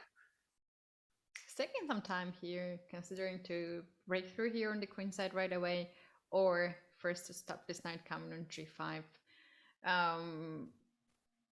Yeah, c5 also looks very interesting, but I think that's just not enough, because here, and maybe knight h3 is the move. Knight h3, bishop h6, knight h5, knight f4, too much. Yeah, although being on the king side. The center is exploding here, though. So it's shaky. You can also take those 2 pawns. Right, and all of a sudden, maybe you're a little bit too slow on the king side. I don't know. Right. Let's take a look. c5 happened. c5 happened, and White's like, okay, first let me fix the things on the queen side. So I'm gonna play knight b5 to lock this knight in here, and c takes to d4. If you take here, queen takes. Okay, queen takes. There was probably the only move there. Okay, yeah. What is happening here? Okay, knight c5. Okay, so we're threatening to take on b3. That one's a huge problem. White says, take me. I'm gonna play bishop to h6, but I don't know, is there a checkmate after g6? Yeah, I wonder if you can just throw it. So let's take a look at this actually. So if how about f5? How about f5 here? That's a really interesting move.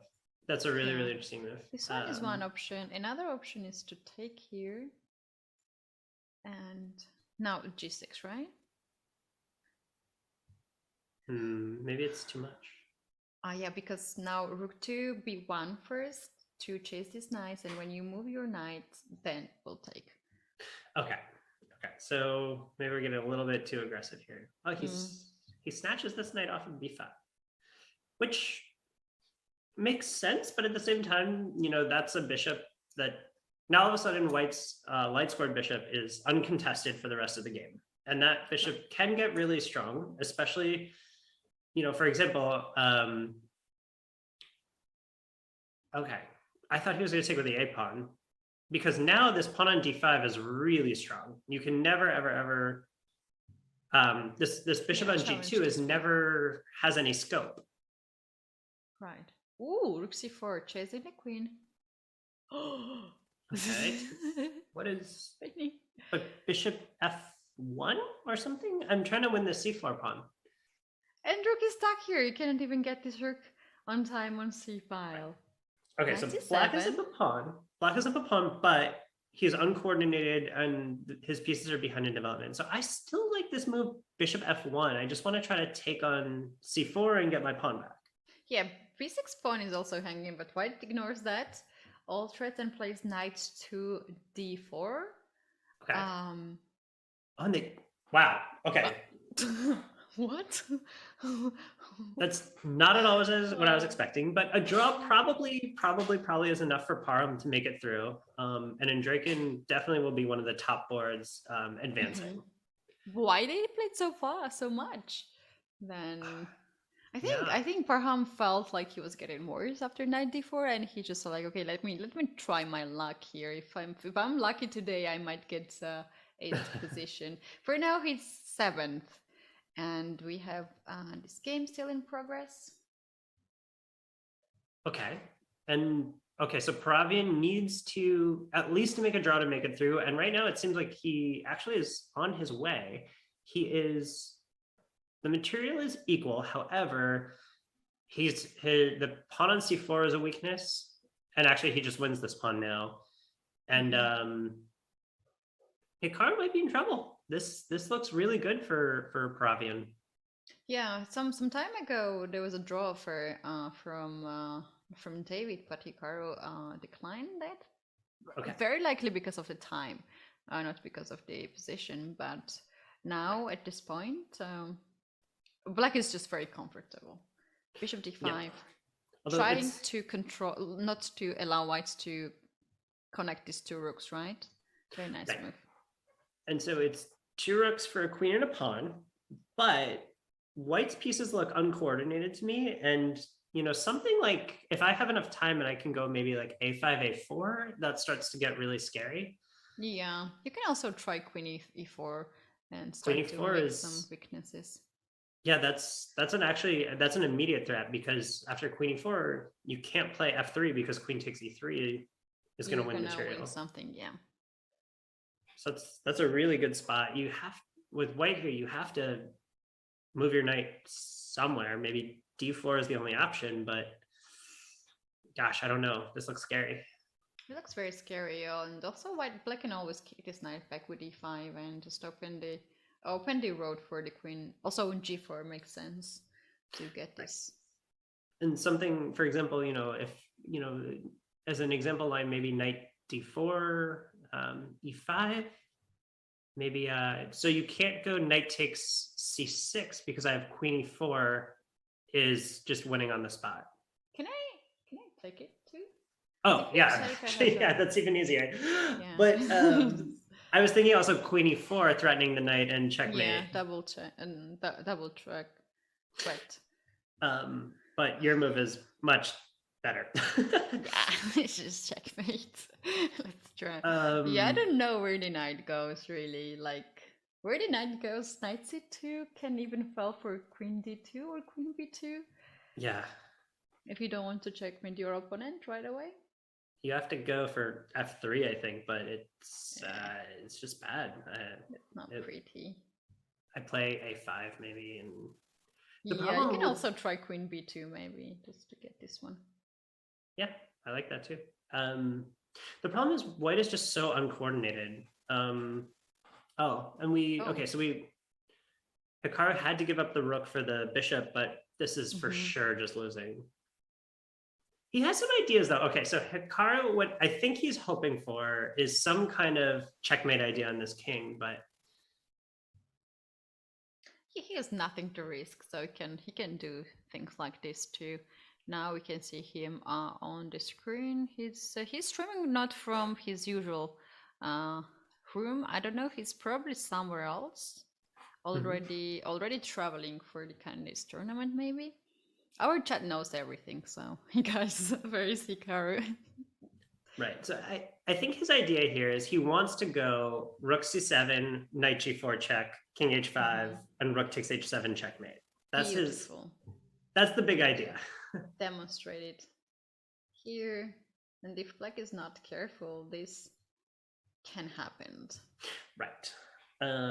But I think David is well aware of this and will not let this happen. I think the question is, what's the right way to stop it? And I would even think about, in this position, I would even think about just playing a move like G4, just to open up my king. I would just run away with the king G7. That's also a good move. King G4 centralized. Yeah, in the end game, you always need to have a centralized king, not to fall for a checkmate.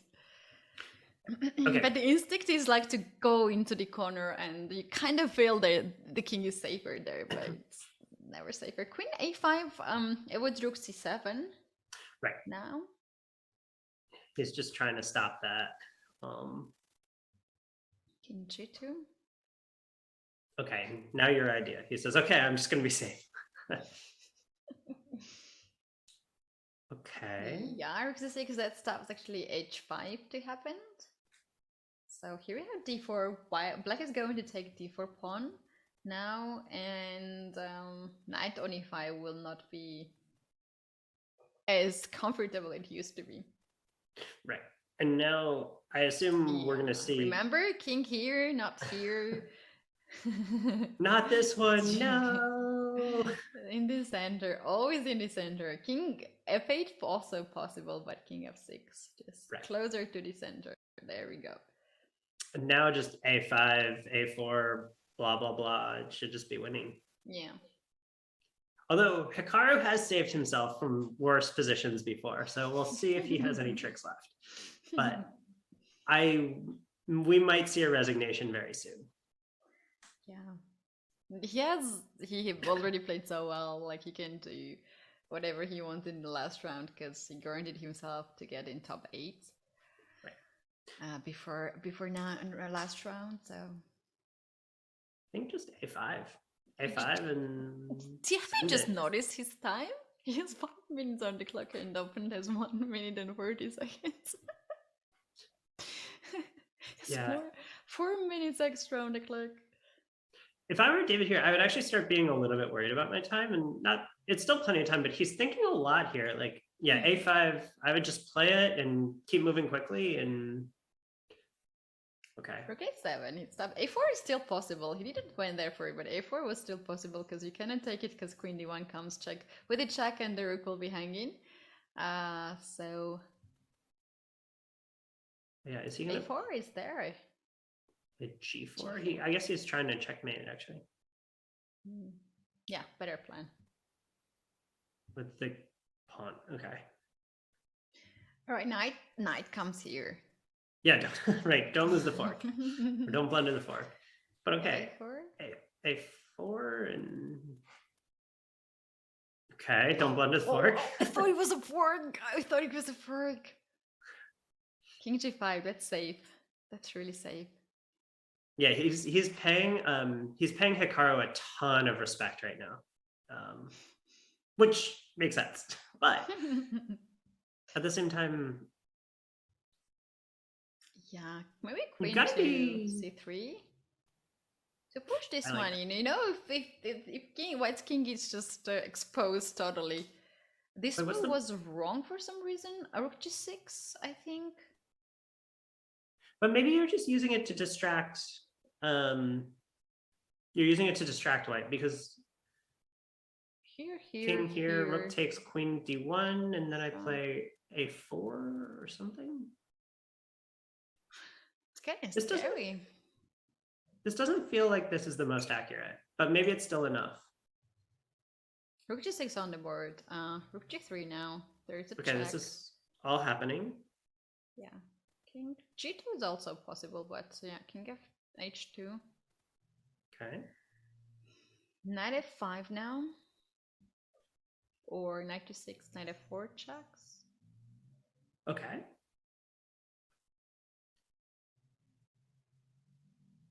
Oh, you can do this tricks. I was thinking knight here to make some this repetition. Yeah, but this knight is now kind of offsides. This knight is like not in the right place. Yeah, And you it also goes to have the to- other board. Okay, one thing you have to be really careful about now is now I can think about at the right moment maybe playing queen takes g3 or something and give my queen up for the rook, and your knight is too far away. Yeah, just But this also is just working, right? You're just getting this pawn rolling. yeah. Well, you can chase this king up to this point, where the king is safest, but king d4 then in the end, king d4 rook here, king d4. And now there's really no way for this knight to make it back in time. Although Right. Pravian's now down to 30 seconds, so he's got to be really careful time-wise. He can't just keep dilly-dallying. He's got to play king d6, I think, here to avoid checks. Okay, king d4 also works. Yeah, 27 seconds. 27 seconds. Check. Yeah, but this knight is still so far away. It's so far away. Push. G3. He wants to play 94 check. He's just looking for some checks. Oh. He's just trying to waste no. time. 22 seconds. Queen G2. I That's a like tough this move. move. Wow. Okay, just don't blunder a fork. That's all you have to do. Yeah. Don't blunder a fork. Queen. Wow. No, gosh. King f3, king d3. Knight has no moves. Knight c1 check, king c2, knight a2. Okay, yeah, but queen a8 or something. Yeah, okay. 12 seconds, and here we have resignation. Yeah. All right, really cool game there, but It was. so let's see what other games do we have left? Who else is on the bubble? Let's see if we have anything going on. We still have some of the games in progress. Say this one. Oh, this is interesting. Black has extra bishop, but seems like it's losing position for black, because after queen c6 you definitely don't want to take this queen here, because these 2 pawns are unstoppable, and when you move your queen then a7 a8 comes on the way.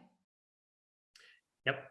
No, and the other thing to point out is if you try something like queen d2, it doesn't even matter because queen g2 defends everything. Yeah. Some check. Oh, That also works. But I was thinking you just play a7, queen takes f2, queen g2, and game over. yeah. There was also queen b6 was saying, oh, bishop e3 there. Queen Are there some checks? f5? Check. Queen f5 first? If you give a check here, then you're losing it. Oh, now he goes there. Check, and then you promote the pawn with a check or checkmate. Yeah, with a checkmate actually. Queen f7. Now check. Wow, nice. Devastating. So nice win by Kriko there, but it's not going to be enough to get him through. It looks like we have a bunch of people who tied with 6, but it looks like maybe Bortnik and Parham are on the outside looking in based on the tie breaks. Right. So I think that was the end of all the games, because now we have the first of 3 on the board, but that doesn't really matter.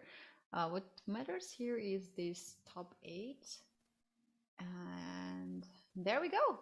We know already all these players. So Dimitri Andreikin, Dropstone, who we don't know who is Dropstone. If anybody knows who is Dropstone, Hikaru, Jose, Grishchuk, Xu. Okay, 97, I don't know that, and Jeffrey. Those are 2 players actually I don't know about.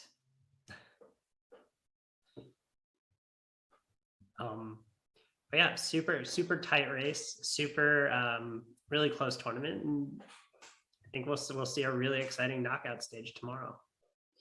Yeah, it will be a lot actually. Those 8 players truly deserve to qualify to tomorrow's tournament.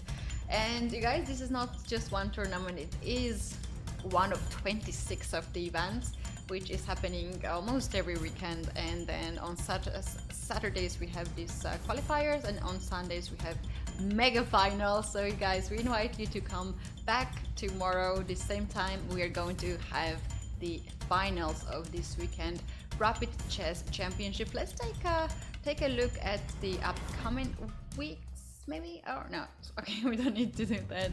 Let's take a break right now and we'll be back shortly.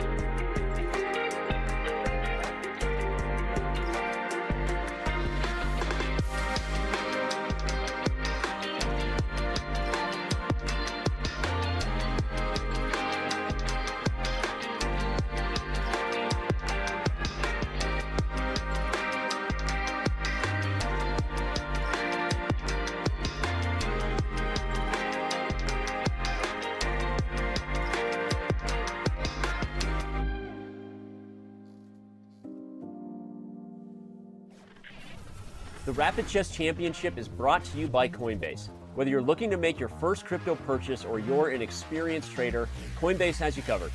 You can earn crypto by learning about crypto at Coinbase.com. Explore DeFi and Web3 with your Coinbase wallet. Get exclusive rewards when you spend with your Coinbase card and much, much more. Learn more at Coinbase.com/chess and get $10 in Bitcoin when you sign up. and verify your account. Check them out. Use the command sponsor or command Coinbase today and go to Coinbase.com to get that Bitcoin, baby.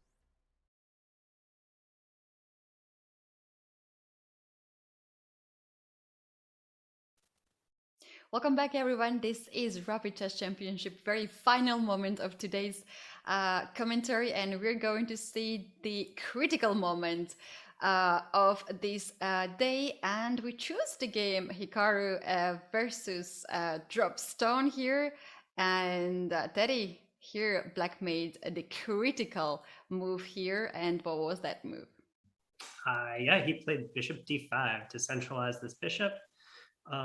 In this position, David Paravian had a queen and a pawn for 2 rooks, but the problem is that his pieces were too coordinated and dangerous here, and Hikaru was not able to hold this endgame. Mm-hmm.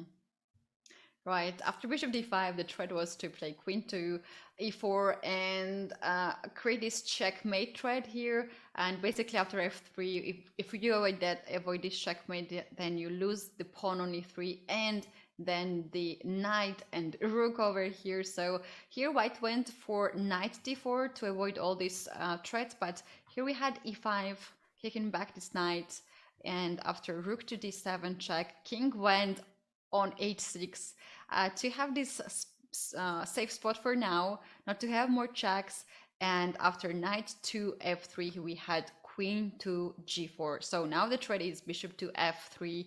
And if you move this knight away, then you might face the checkmate here. But what's also the most important here, and very important, the rook on d7 is under attack. So this queen g4, in fact, is like double attack or triple attack.